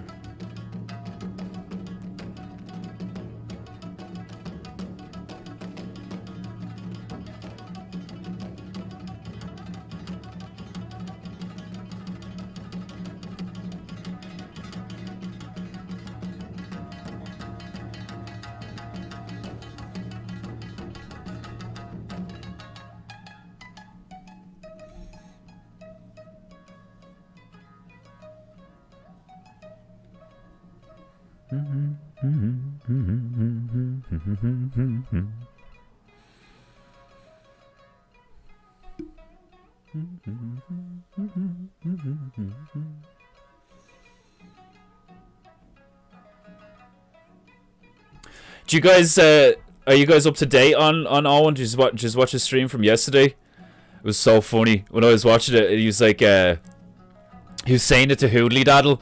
He was like, you keep advertising your stream and all, like, do you know what I mean? I'm just saying, you know, like, you know, I got my eye on you kind of thing, like, you know, like, watch that shit, like. And I started pissing myself laughing. I was like, see? That's exactly why I've kept my head down and kept my mouth shut. Like, the last thing that chap needs is to feel like someone is trying to fucking step on his toes.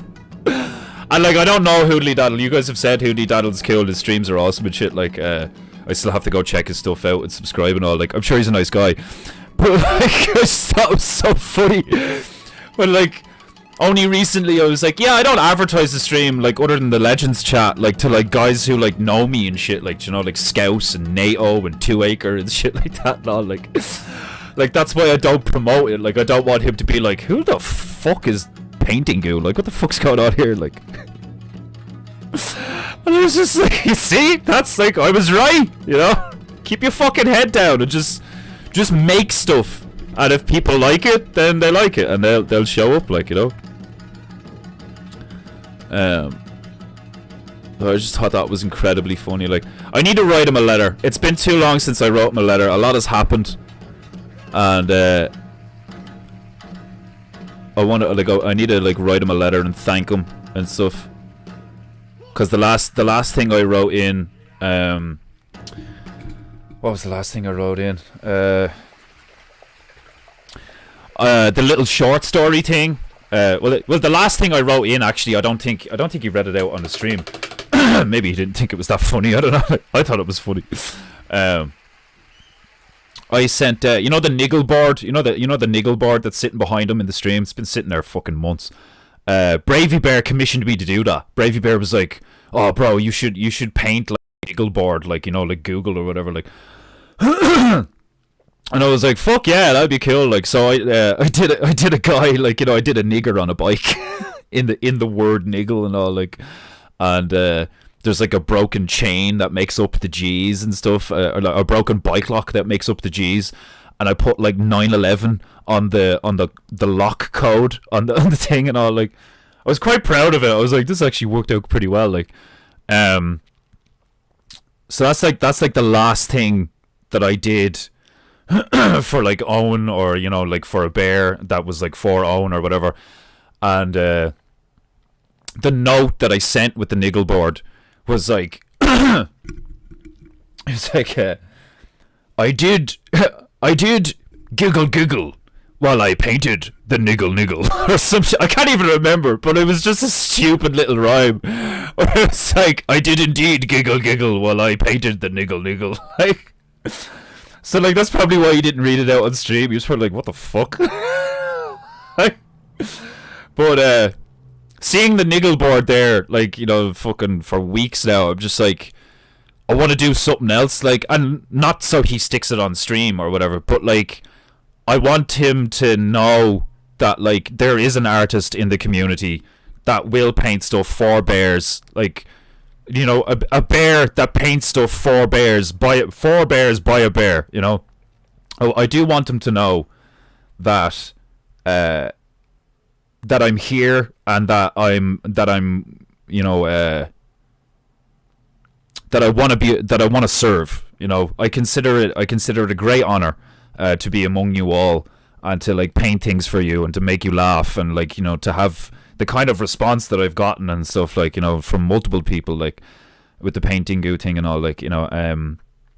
So I think it is about time that I wrote him a letter, especially with the Peinteingu t-shirts coming out and printer bears making them and all. Like, I think it has gotten to the stage now where, like, I've made enough of an impression with like 20 or 30 so bears in the community that if he just sees the Peinteingu t-shirts, he might actually turn around and be like, oh, here, who the fuck is this now? Like, you know.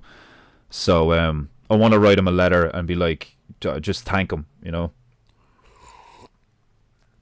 I'm not one for, like, you know, I don't really know how to write like a good letter, you know. Like, I'm good at taking the piss, but I think I'd sound pretty gay if I was, like, you know, trying to sing his praises and all this stuff or whatever, like, you know, which is deserved. The man does deserve his credit.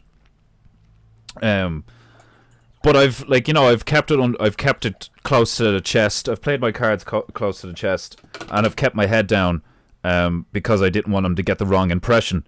But now I think it's time, or the time may soon be coming, where I just let him know that, like, I'm here for the bears, you know. I'm here for the comedy, and I'm here for the community, and I'm here to serve. That's what I want to do. I want to be of service. as much as I can be. Whether it be just for giving you guys something to listen to that's not full of propaganda and madness, or giving you guys something to look at that keeps you entertained or makes you laugh or some shit, like, you know. But like, I'm fucking terrible at writing letters, you know. Right, so I don't know why that didn't automatically just go in. I said play all. Don't know why it stopped. Time to dance, demons. Put your face up your arse and off. Fucking foreign scum coming to my stream, spouting your shit.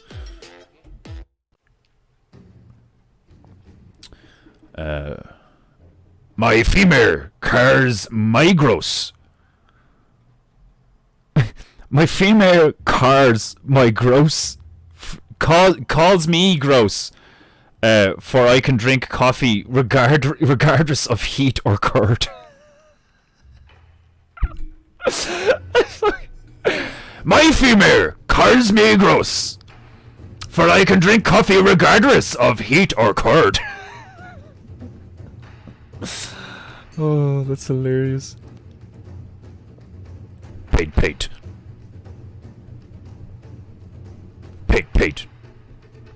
I fucked up and mentioned the goo in the speakeasy. Did not post any rinks though. Apologies. Oh, don't worry about it. Like, people have shouted out my Peinteingu stream in the speakeasy before, and I've just been like, "Oh, thanks, man."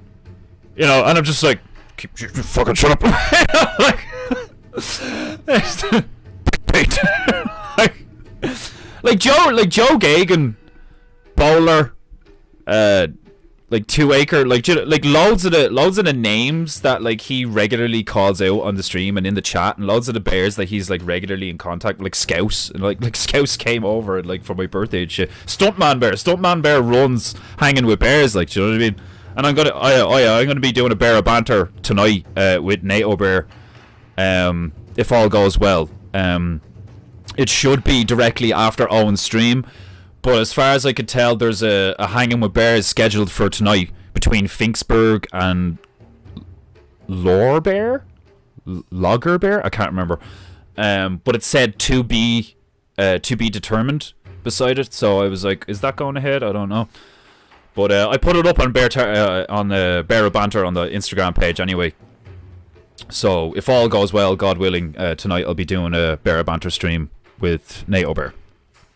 But it's gonna be like fucking midnight or 1 o'clock, depending on how long Owen goes for. Like, so I'm gonna be fucking delirious, staying up all night, and like I'm all excited now, and like fucking can't wait to fill myself full of whey protein. I'm gonna be on this. I'm gonna be talking to NATO later and be like, "Oh, I feel fucking great, man!" Like, it's gonna be hilarious. We were giving Hoodly Daddle shit in the chat over not knowing what Peinteingu was. And like 2 Acres done that before. 2 Acres been like, "What the fuck is everyone else doing while we're all here?"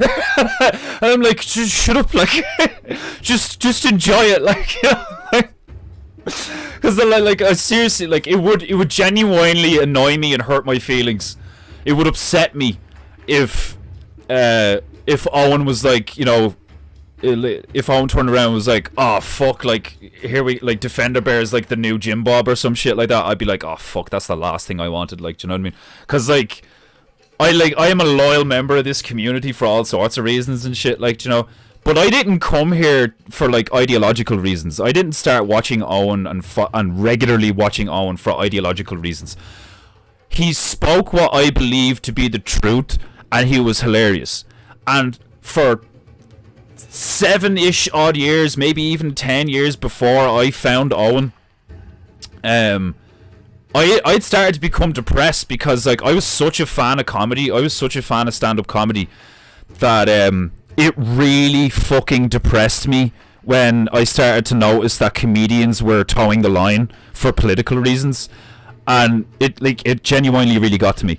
So when I found Owen, I was like, finally, thank fucking God, someone in the beast system has turned around and been like, I'm not fucking doing that. Fuck you guys, like, you know. I was just, I like that fact alone. I was just like, oh, thank fuck. And he's hilarious. He's genuinely hilarious. Like, sometimes I'm watching those streams, I just, like, you know, have him on the phone and I'm like chilling out, or I'm working out, or I'm painting, like, you know, and do all sorts of. I basically, it's like the radio for me, like, you know, I just have him on in the background. Do you know what? Actually, I think I said this before on stream. One of the times that I laughed out loud the hardest while listening to Owen was like, it wasn't that long ago. It was like maybe sometime last year, I think.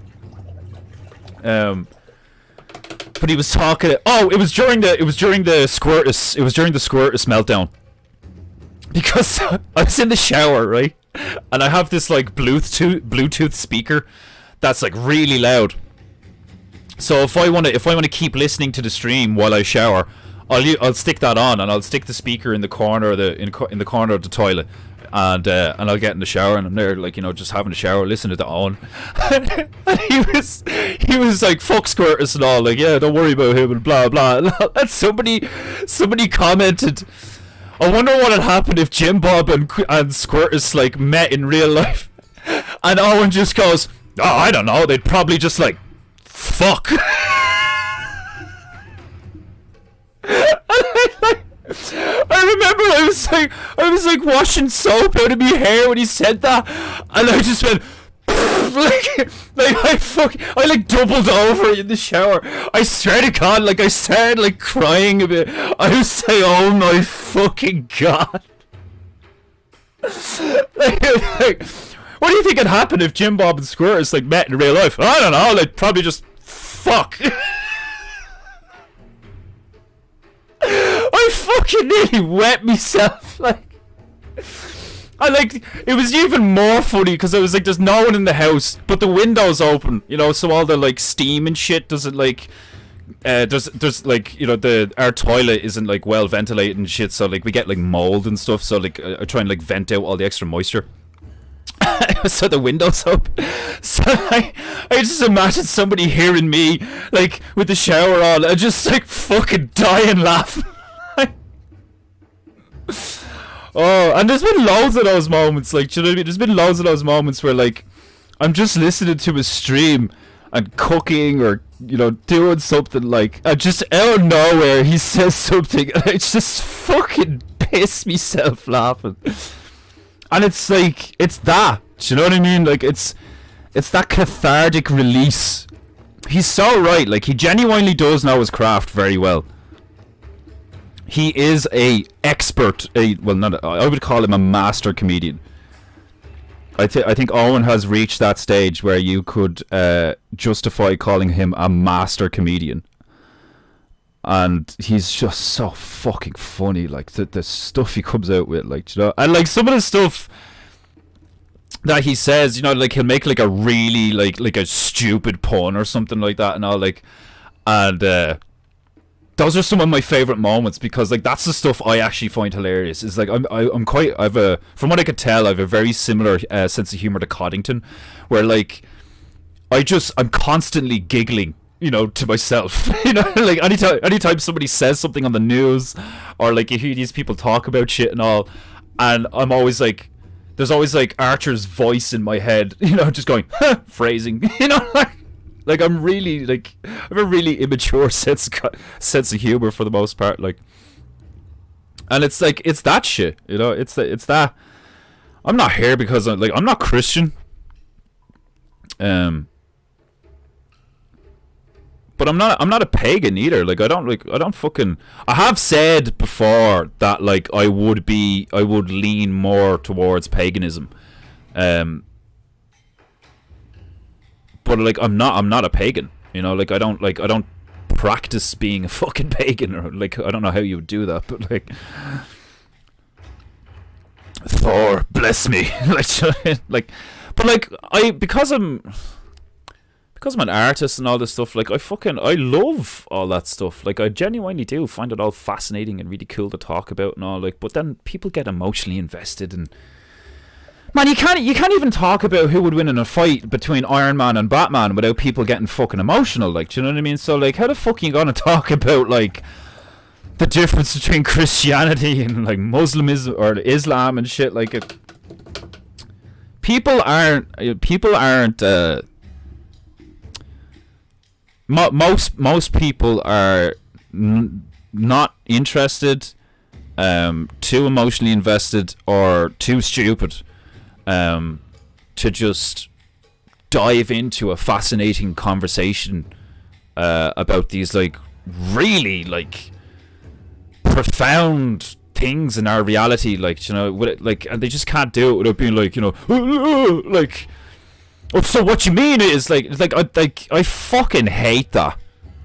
Like, that's a very it's not just like a black woman thing to do. It's a very feminine thing to do. To be like, to hear something being said, and then be like, oh, so you mean X? Like, the female's done this to me before, and I'm sure I'm not the only one. I'm sure your females do it to you as well, and probably not on purpose sometimes. It's just like a natural thing. But you'll say something, and they will then interpret what you have said, you know, and like, I've just noticed that, like, do you know what I mean? And like all adults, not all, a lot of adults do that. It's not just women. But because I find it to be, from what I can tell, it is a pathological behavior.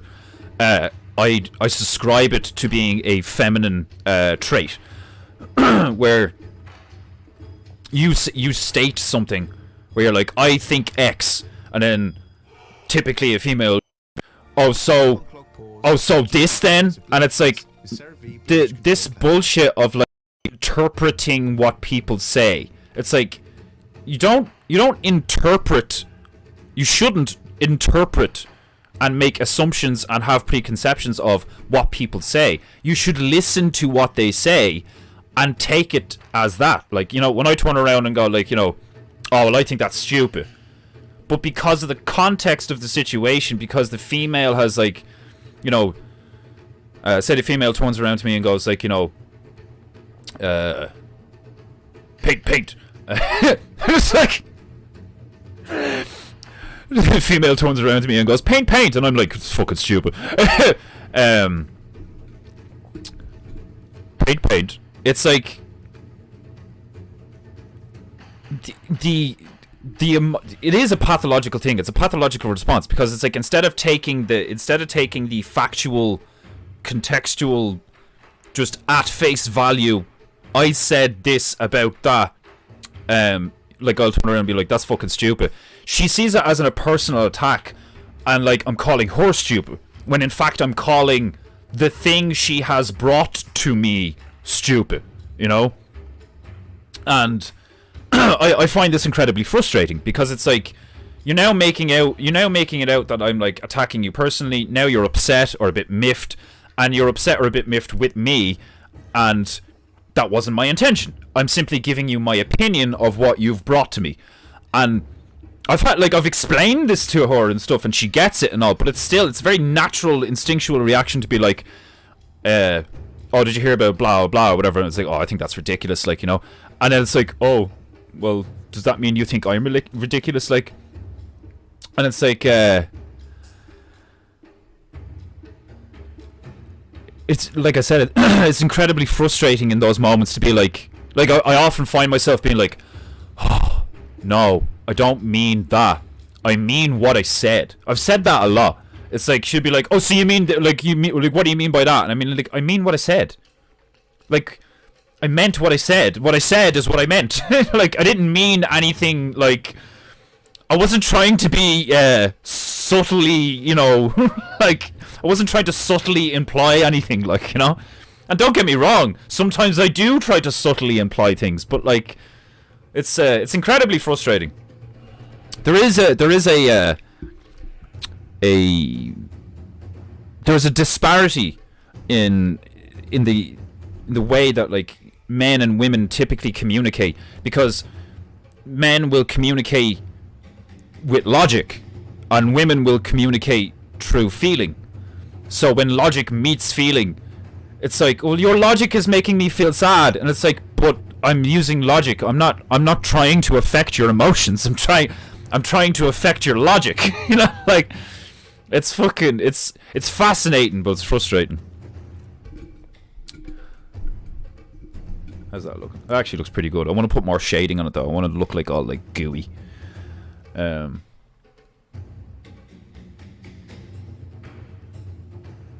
Hoodly Daddle is going a bit hard on advertising in the speakeasy. Yeah, like, I've never dropped, "Hi guys, watch Peinteingu" in the speakeasy. I drop it in the Legends chat. I dropped it in the bear content group a few times because I was like, okay, well, it's called the bear content group and I'm a bear and I'm making content, so why the fuck not? Like, but it didn't get a great response. You know, like, fuck all people responded to it, so I was like, okay, I'll just keep it in the Legends chat then, like, and the Legends chat has been great, like, do you know what I mean? We're like, a lot of us are in the Legends chat, and like, it's a great chat. It's typically like, you know, just like people having a laugh and talking about their stuff and all. Like, I think the Legends chat is one of the better chat rooms, or one of the better chats that we have that has a lot of bears in it. And I've just kept it there. And even then, in the last, say, month or two, I haven't been really active in the Legends chat at all, because I'm just focusing on making stuff and then doing the stream. So I haven't been promoting, I haven't been doing anything, like, do you know what I mean?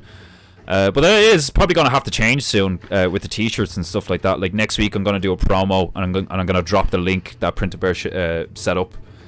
But we're going to have to figure out, like, you know, logistically what the story is with, there's going to be European purchases and there's going to be American purchases. So it's like, would it be better for him and me, for me to send him money, so he sends me the European purchases, and then I redistribute the European purchases from here? Or, you know, is that even worth it financially or whatever like that? Like, I don't know yet. We'll have to see what happens. But like I said to the female when I was talking to her about it, all I want right now is for people who order their Peinteingu t-shirt to get their Peinteingu t-shirt and to be satisfied, because it's the first Peinteingu t-shirt and a lot of people are interested. Like, you know, like I have loads of yeses already and orders and stuff. So like, I want people to be happy with what they get. That's what's most important to me. I don't care about the money. I know I do have to care about the money to a point, but like, when I said it to the female, I was like, what I focus on is quality. Like, is it good? Does it work? Can it be done? You know? And then, if you just keep doing that, the money comes. You know? Like, God provides if you simply do good. If you just do good shit happens. What you put into the realm comes back to you. You know? And I've experienced this. I mean, like, look at fucking, like, Denmark Bear sending me all this stuff, and fucking people buying my Peinteingus, and like Demon Hunter Bear giving me like 50 quid when he gets paid and all. Like, it's like, you guys actively show me that you like what I do, and you want me to do more, and you want me to do better, and you want me to be better, and like, and that, you know, makes me want to do better for you guys. Like, that's the kind of reciprocal relationship that should exist, like, you know, on large scale, but it doesn't, like, and that's what that I genuinely think that's one of the reasons why Owen is so hated, is because, like, he's just real and he just does shit, and people are like, oh my god, this is great, and so everybody else is like, yeah, motherfucker. Like, you know, the whole, like, must be nice thing. It must be nice to have people that like you, and it's like, what a fucking, what a goblin energy that is. Like, do you know what I mean? What a ghoulish grabbler energy that is. You know, fucking must be nice to have people that like you. Like, it's like, man, I've had people who express to me that, like, they fucking love me, you know, and then I've had people make it blatantly obvious that they fucking hate me, you know, and like, the people who, like, this may come across a bit like arrogant or something, like, but like, I've never met someone who hated me who I genuinely thought was right. You know? Like, if someone, like, really despised me, I was like, that doesn't make any sense. Like, I haven't done anything to you. Like, do you know what I mean? Like, there's a few people from my past that I did stuff to, or I made decisions that affected them, that I would be like, yeah, I was a dick, and I shouldn't have done that, and I regret that, and all, like, I shouldn't have done that shit, like, and I feel shame and all this stuff, like. But I've never come across someone who just, like, had utter disdain for me for me just being me, and that, like, as far as I'm concerned, that makes sense, because it's like, for you to, like, really hate someone, like, you know, there has to be, like, history there, you know, like, even like if you're in war or, like, some kind of conflict, and, like, you know, a loved one gets killed by some soldier. Sure, you're going to have, like, hatred for that stranger. But it's a hatred of, like, you took something from me, you need to pay. Like, it's not like you hate him on a personal level. You don't even know who he is, you know? You know that scene in The Patriot where they shoot Thomas, and then the next 15 minutes is Mel Gibson and his two sons in the forest, like, setting up the ambush, and Mel Gibson kills, like, 15 redcoats basically on his own, and the last guy runs away, and Gibson runs after him and fucks the tomahawk in his back, and then gets to him, pulls the tomahawk out of his back, and repeatedly plants the tomahawk in the back of this dude's, like, head and in the back of his shoulders, to the point where he is drenched in this guy's blood, and he turns around and, like, he's like, ugh, like, you know, and his two sons are looking at him going, like, oh my god, like, do you think Mel Gibson's character in that moment, like, had, like, a personal level of hatred for any of those soldiers? It's like, no. It's like, it's a different. It's a hatred for the transgression. You know, it's an emotional reaction to the transgression itself, and because those people enacted that transgression, he's now going to, like, you know, take it out on them. But it's actually not a personal thing, you know, because you don't even know the guy, but he represents something horrific that happened to you, you know? And, like, in a karmic sense, like, you know, in a really holistic, cosmic, balanced karmic sense, like, it was, like, justified, you know? Because, like, that officer shot a child who was not only innocent, but, like, he shot him in front of his family for no reason, you know, and then was like, stupid boy, and all this fucking shit. Like, it's like, that kind of apathy, that kind of soulless disregard, for like, just, like, life or for good or any of these things, like, you know, in my opinion, warrants a violent reaction. Like, do you know what I mean? Now, there's something Tom Barnett said in his talk in Adelaide that I listened to earlier on that I actually think there's a lot of truth in, which is actually an argument against what I just said. And basically what it is like, you know, evil is like the shadow, the darkness, and if you try and swipe at it, all you do is multiply it. If you act with hate towards evil, you only create more evil, you know? Which is why what I would say would be what Mel Gibson's character did in that moment was warranted, but he should have done it. He should have done it without emotion. He should have done it. Like, I know that's an incredible thing to ask of someone who just saw their son get shot in front of him. But it should have been an emotionless, an emotionless action, you know? Because, like, butchering that dude with the tomahawk and then being covered in blood and turning around to his sons is, like, you know, that's not something your children should have seen. You know, now they have this, like, image of who their father has the potential to be, like, this monster, like, you know? He should have just killed them all clean, emotionless. And then, like, turned around to his kids and just been like, that's what happens, you know? It's like, fucking fuck around and find out, like, you know? I'll see you later, Stabru. Thanks, man. Much love. Have a good weekend. Yeah, I'm bipolar. Take my money. Oh, dear, your gas. Seriously, like. I'm bipolar. Take my money. Oh, fuck. I have to remind myself to put that... actually, I'm going to do it now so I don't forget. So, in a moment while I address something. Okay. Okay. So, I have been commissioned to paint what I think is going to be one of the most epic painting... Probably one of the most epic paintings I've done to date.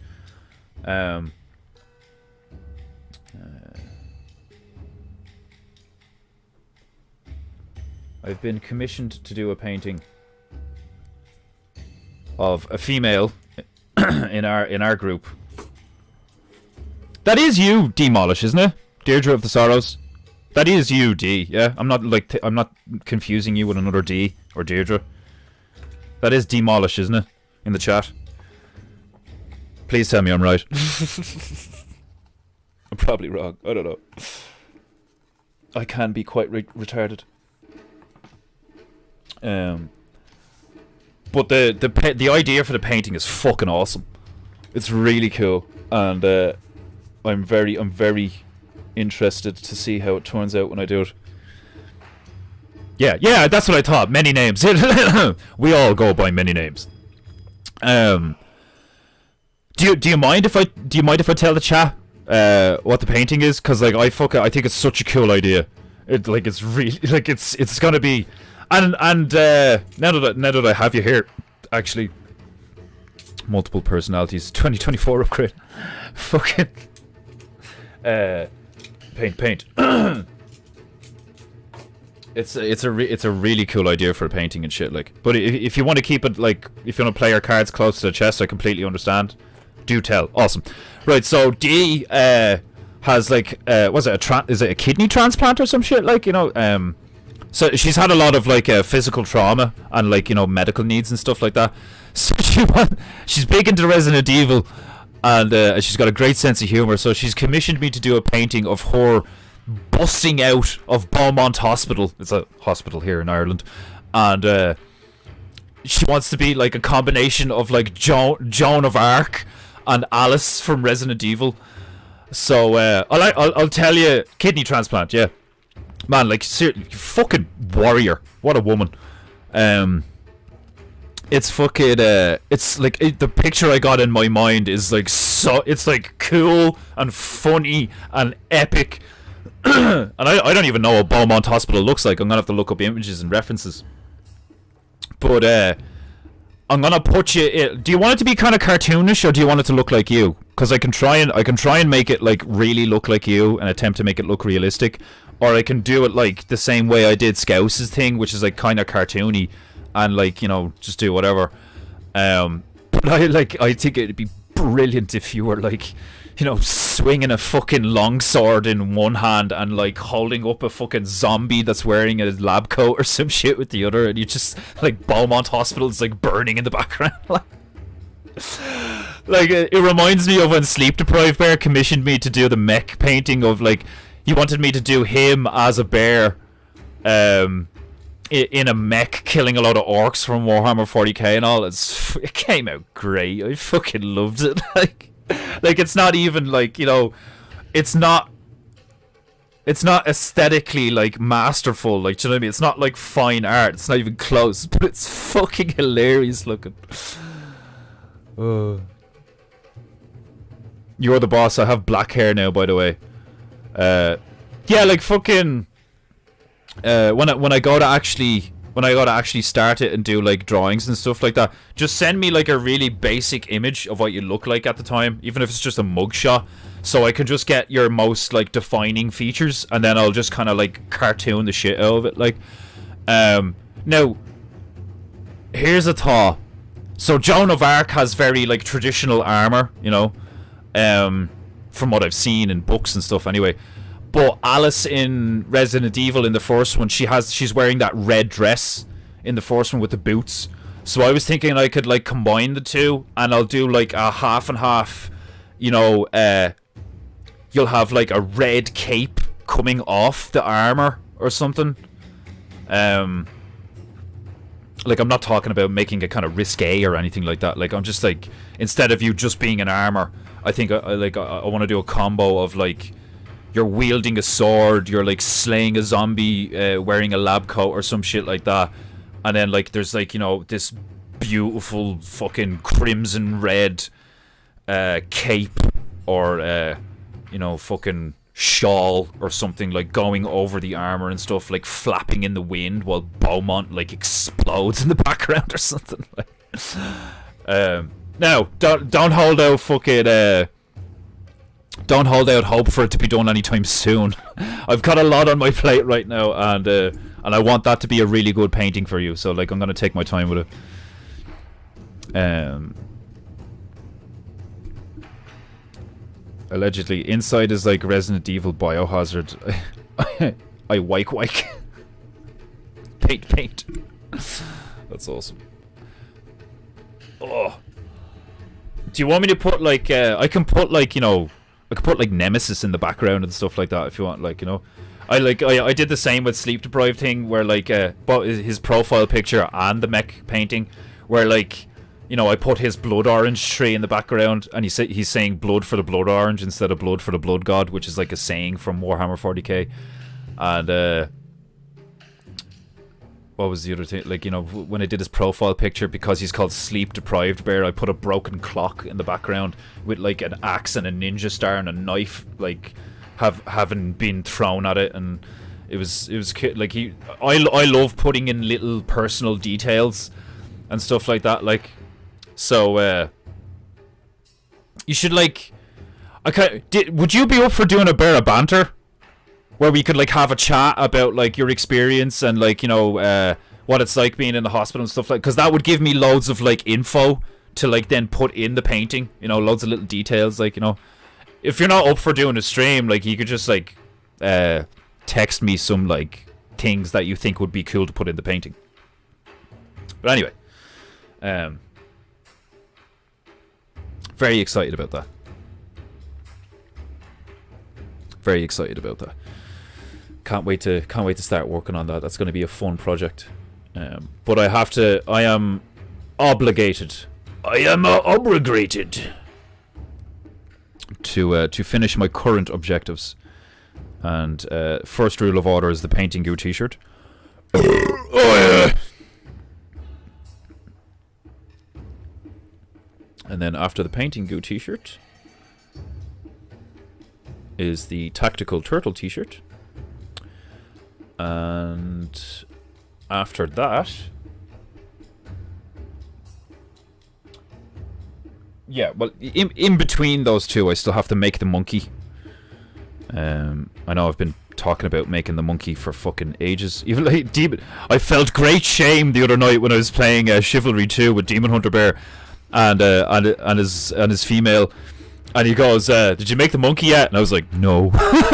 Like, Sonia just laughed. I was like, "No, I haven't made the monkey yet."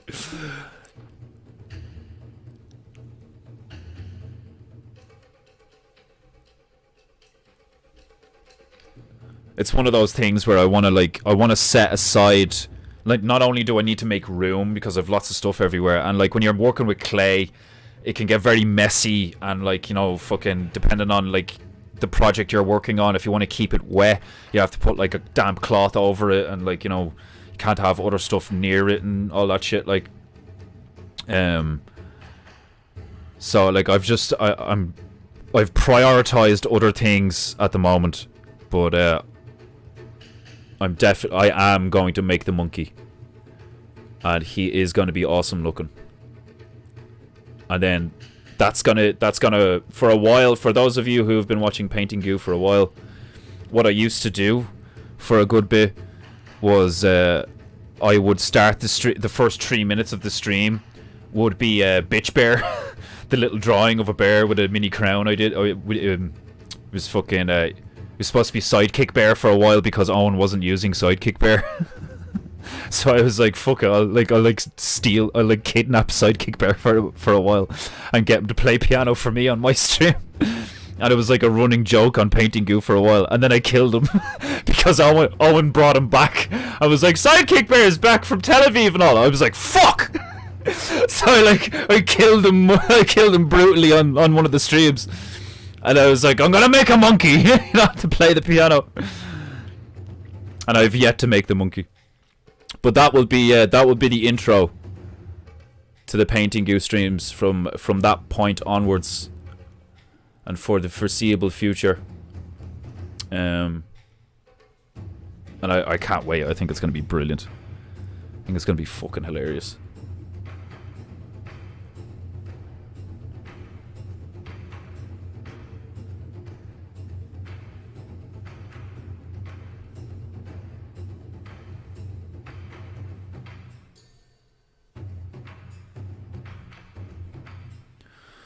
Peinteingu, Peinteingu, Peinteingu.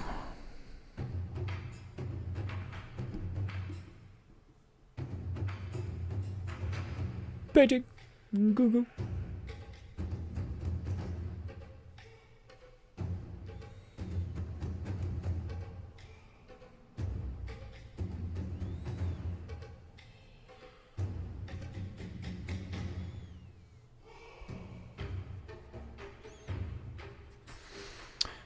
Peinteingu, goo goo, goo goo.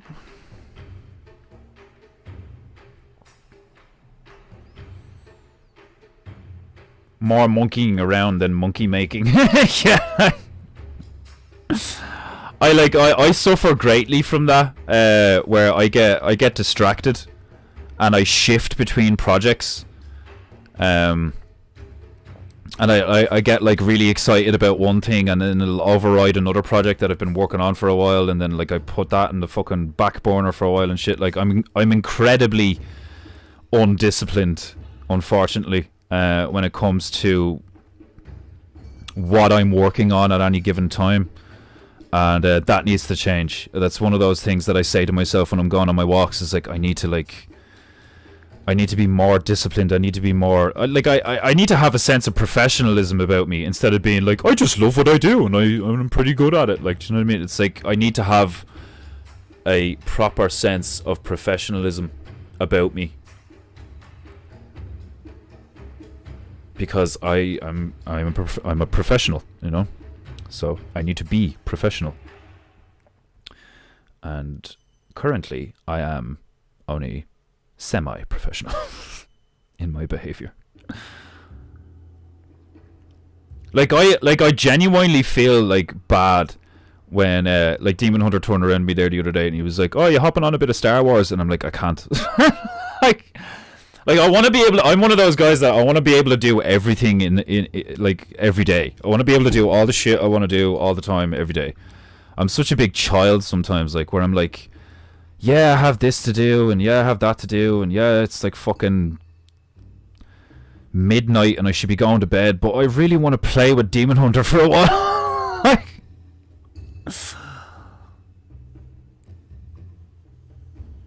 Because it's one of those things that's incredibly cathartic, is to just chill out with your friends and like play a video game and just have a laugh and shit, like,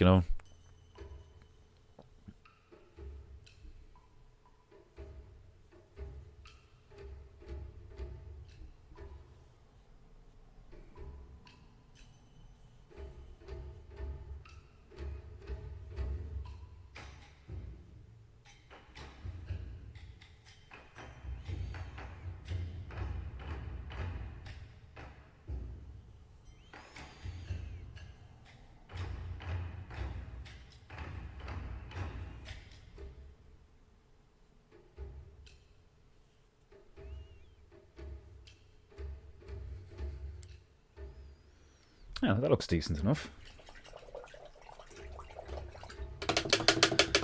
Fucking bear looks hilarious right now.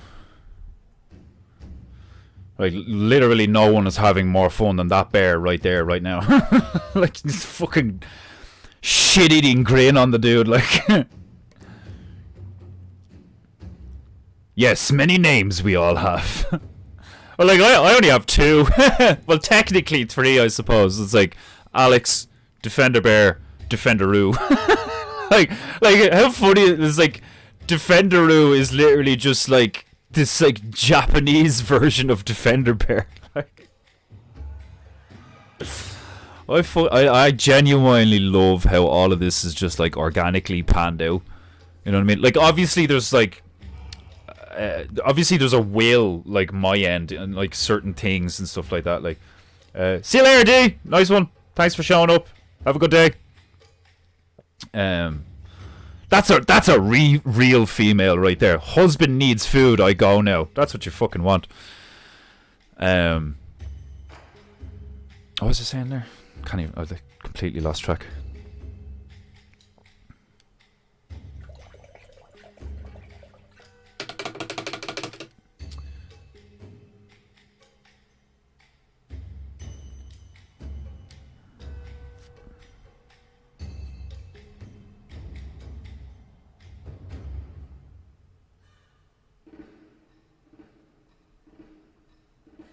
You get this very pointy and very fine.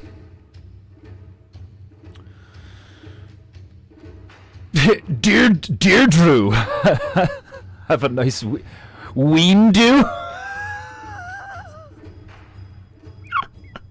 Not even weekend do, like ween do. Paint. Oh fuck.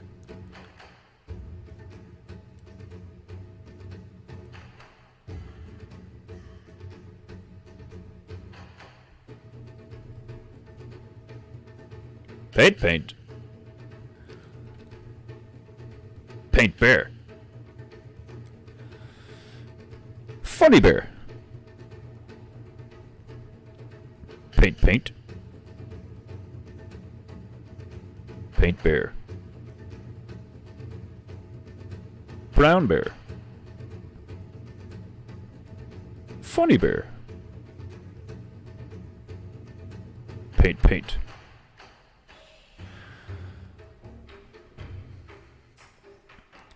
Peinteingu, goo. You want it like a blade, like, you know, you want it like a fucking spear tip.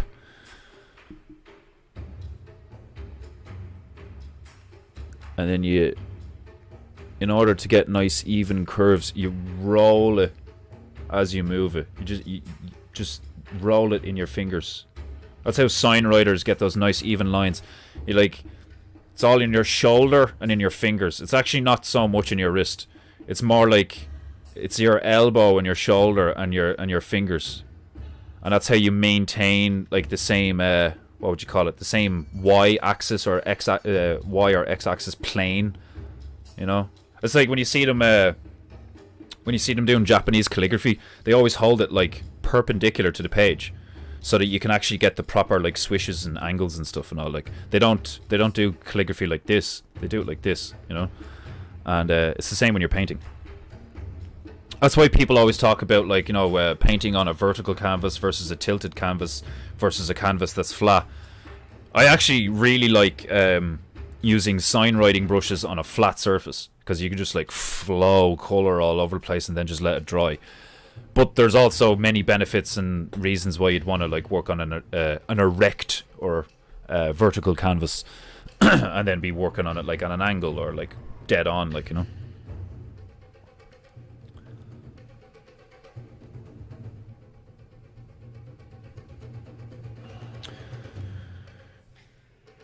We can do Lamau. Gotta rub Freudian typos.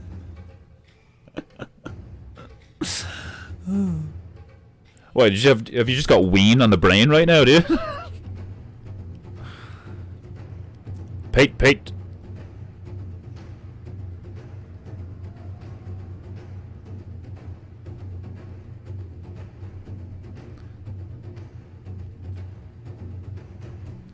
This is Friday hump day for Corbear. Like, it's Friday, got ween on the brain. Like,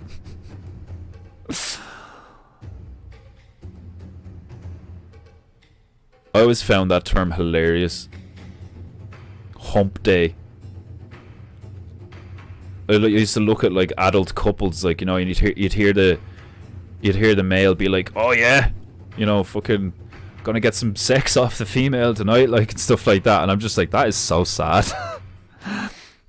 like I just find that sad, like, you know, to be like rubbing your hands, being like, "Oh yeah, I'm gonna get some sex off the missus tonight," like, do you know what I mean? It's like, isn't that just like isn't that one of the reasons you're with the missus? Like, from my perspective, that's what a relationship is for. You come together, you mate, and you enjoy mating, and then like stuff happens after you mate, and then you enjoy that stuff. Like, you know, it's like my literally, like, apart from painting, playing video games, like, I have all these things in like everyday existence that like I love doing. My favorite thing to do for the past nigh on a decade is make love to my woman.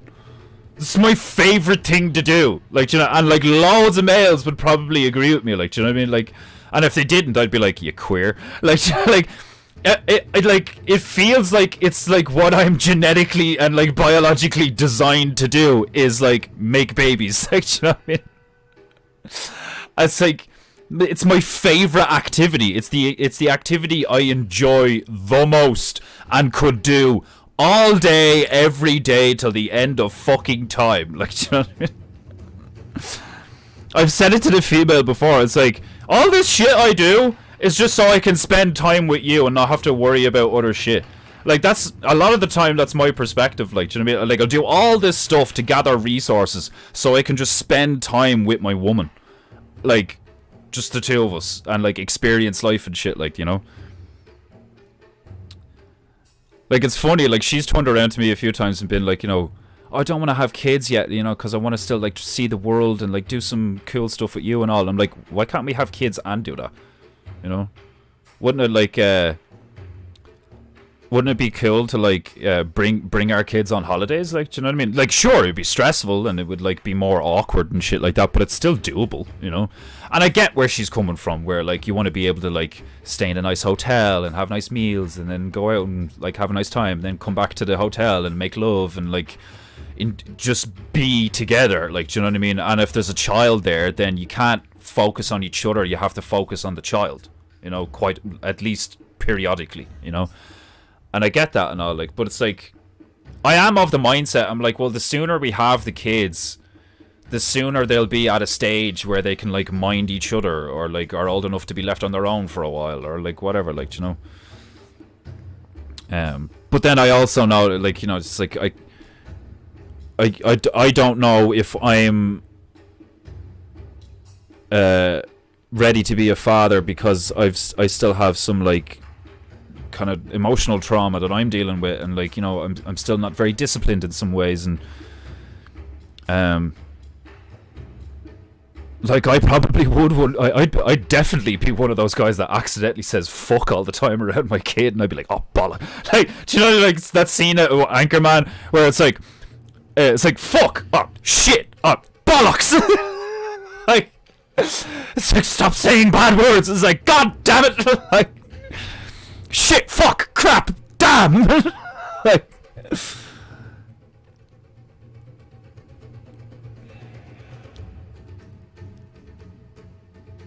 paint, hump day.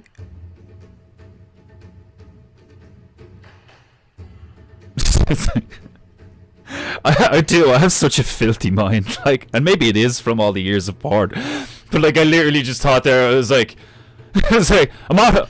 The fucking, what did you say? Husband? Yeah, husband needs food. I go now. Like, do you know what I mean? It's like, what kind of food?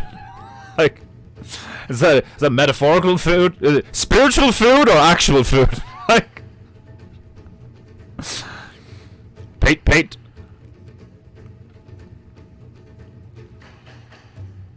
It's one thing I really respect about it's more prominent in black culture, from what I've seen. It's more prominent in black women, is they kind of like accept the reality of men being like very sexually charged and like wanting to like fuck all the time and shit, and they'll like give him what he needs in a sense. Like Chris Rock has a joke about it when it's like, you know, when your man needs his medicine and all that stuff, like, because there is a reality to like especially if you're in a relationship over a long time and then like you have a lot of sex in the beginning and stuff and then it kind of tapers off. As the male, sometimes you can notice the change and be like, is there something wrong? Like, you know, like, hold on, why aren't we having as much sex? Do you not find me attractive anymore? Have I failed in some way? What's like, do you not trust me? Like, did you start thinking all these things of like, why doesn't she want to engage in copulation as often as she usually did? Like, do you know what I mean? And like this is something that happened in the last few years, and like the fucking really quickly the reality of the stupidity of my thoughts set in, where I was like, you literally like the female used to be on the bar. She used to have like a contraceptive thing in her arm, and I was like, get it out, you know, like get it the fuck out, like, you know, like I promise I won't get you pregnant, don't worry, like, you know what I mean? But like, get it the fuck out. It's fucking with your hormones, it's fucking with your periods, it's fucking with all this shit. Get it the fuck out. And she didn't want it. She was like, you know, she was like, no, like I want the mental security of knowing that like I can't get pregnant and all these things, like, you know, like, and there's the more like, you know, gory details of like, you know, trying not to I don't know, how can I say this without being just dirty, like, fuck it, like there's a big energetic difference between being able to have sex with your female and like, you know, come to a climax and the two of yous are still connected, you know, versus getting to a climax and being like, oh, I need to dip out now, whip, you know. There's a big energetic difference. So like, for years she had the contraception and you could like, you know, do the deed and not have to go anywhere, you know, and you could remain you could remain in the territory after seeding the field, you know, and enjoy having sown your oats, versus being like, oh shit, I'm going to seed the field and having to pull a 180 and bail. Like, there's a big energetic difference there, like, you know. There's a totally different like there's totally different parameters to the level of satisfaction on both partners, you know. There's also the stress and the responsibility and frustration to like trying to get the most out of the sex while not accidentally making a child. You know, like, and like that's what I find funny about it. Like, I'm like, I never thought I'd be the one, because I used to turn around, if you get pregnant, we're gonna fucking put you on the boat and get you over there, like, because abortions were illegal here, which, you know, they should have remained so, but whatever. And now I'm like every so often I want to get her pregnant, like, do you know what I mean? Like, every so often I'm like, no, I want to put a baby in you, like, do you know what I mean? Like, I want you to get like all fat and like round. I want to be able to like touch your belly and be like, yeah, I did that, like, do you know what I mean? And like, I think that's funny because it's me who's getting broody, like, do you know, and I'm terrified. Like, I am like terrified of like, I'm not ready to be a father, but I want to be. You know, like, it's crazy. It's an incredibly humbling, funny, and like fascinating cycle to go through when like you've been with the same female for a long period of time, and like as a male who was like regularly consuming porn while in a relationship, so it's like actively having sex and then consuming porn, and like I wouldn't be surprised if I did some damage to like my testosterone levels because I was just constantly empty. Like my tank was empty like 24/7. Like, I was like one of those chimps, you know, in those things where it's like the females are always just like sucking them off and whacking them off and all. Like, I was like, my tank was running on empty all the time. And now, like, the past few years, like, sometimes I feel like my fucking balls are gonna explode like an impact grenade in my fucking, like, you wake up on a random Tuesday and just be like, Oh, what the fuck? Like, and then it sinks in, or it's like, oh yeah, like I've literally trained my body to only have like this much juice in me at any given time, and now I have like this much juice in me. Like my balls are probably like, dude, what the fuck? Like, oh god. I find all of that like really, really funny. And I know a lot of people can like be like, you know, kind of prudes and be like, oh, don't talk about such things. It's like, but it's like one of the most fundamental realities of life is like how we make more life, like, do you know what I mean? And how beautiful and natural it is and all of these fucking things, and it's just been utterly perverted by all these like fucking disgusting little goblin fuckers.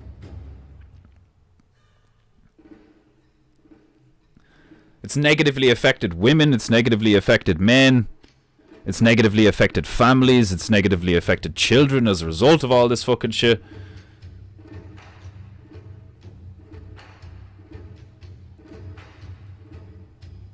It's horrible, like.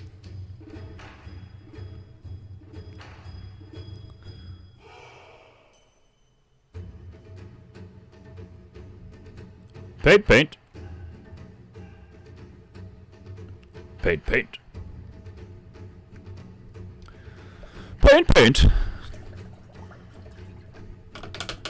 Paint. Oh, excuse me.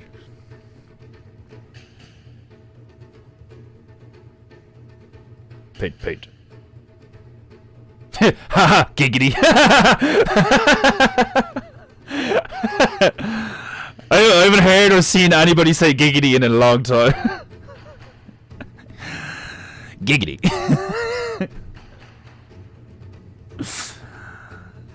I loved Quagmire. What a name! What a perfectly named character. Quagmire. He was easily one of the best characters in that show. Fucking Quagmire. Oh, funny cunt. Giggity.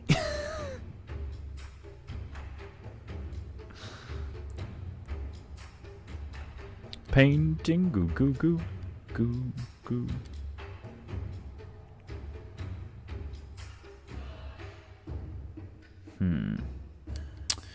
That's not the kind of color profile I was looking for. Not at all. Hiya! Yeah, I'm looking for that kind of beige color again to slap on the lampshade. It's a little bit off. I want beige, not brown.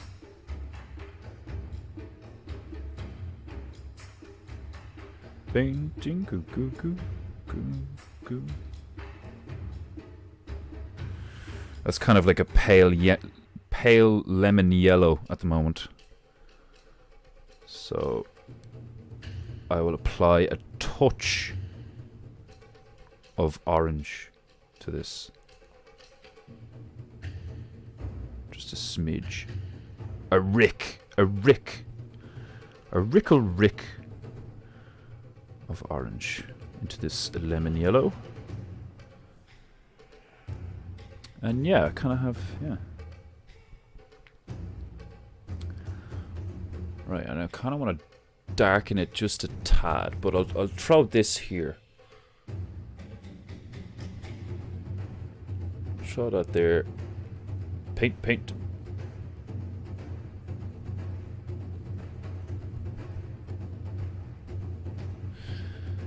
And then we'll darken it a tiny bit, like the fucking smallest bit of brack you've ever seen in your life. Painting, goo. And then give the lampshade a bit of shade. Haha, giggity.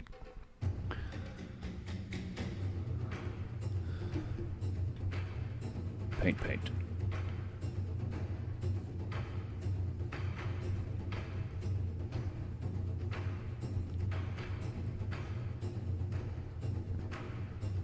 paint. Excellent.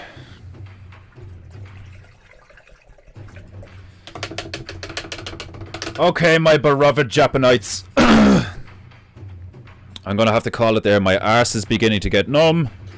And I am starving. And not just for that whey protein. Courtesy of our glorious patron, Denmark Barrow. Denmarku. Denu. Right. Oh god. Oh look, I timed that well. Okay, I kind of want to finish with some tunes on though, so we're gonna have 60 seconds of raving good vlog. Can't you let me finish my stream in peace, you peddling punts? I couldn't think of an insult that begins with P. Peasants? An insult, is it?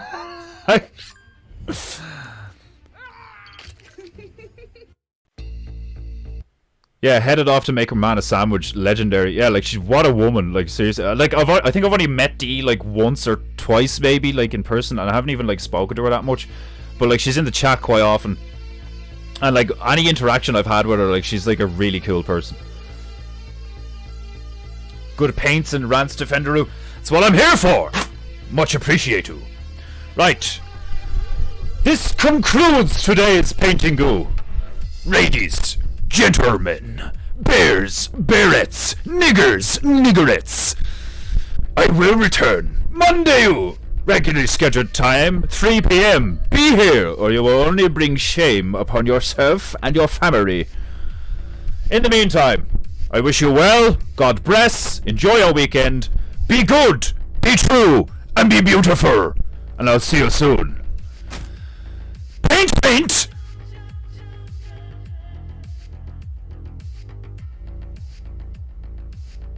Peckerheads. Plunkers. I should have said plunkers, but peckerheads is brilliant. Goddamn peckerheads.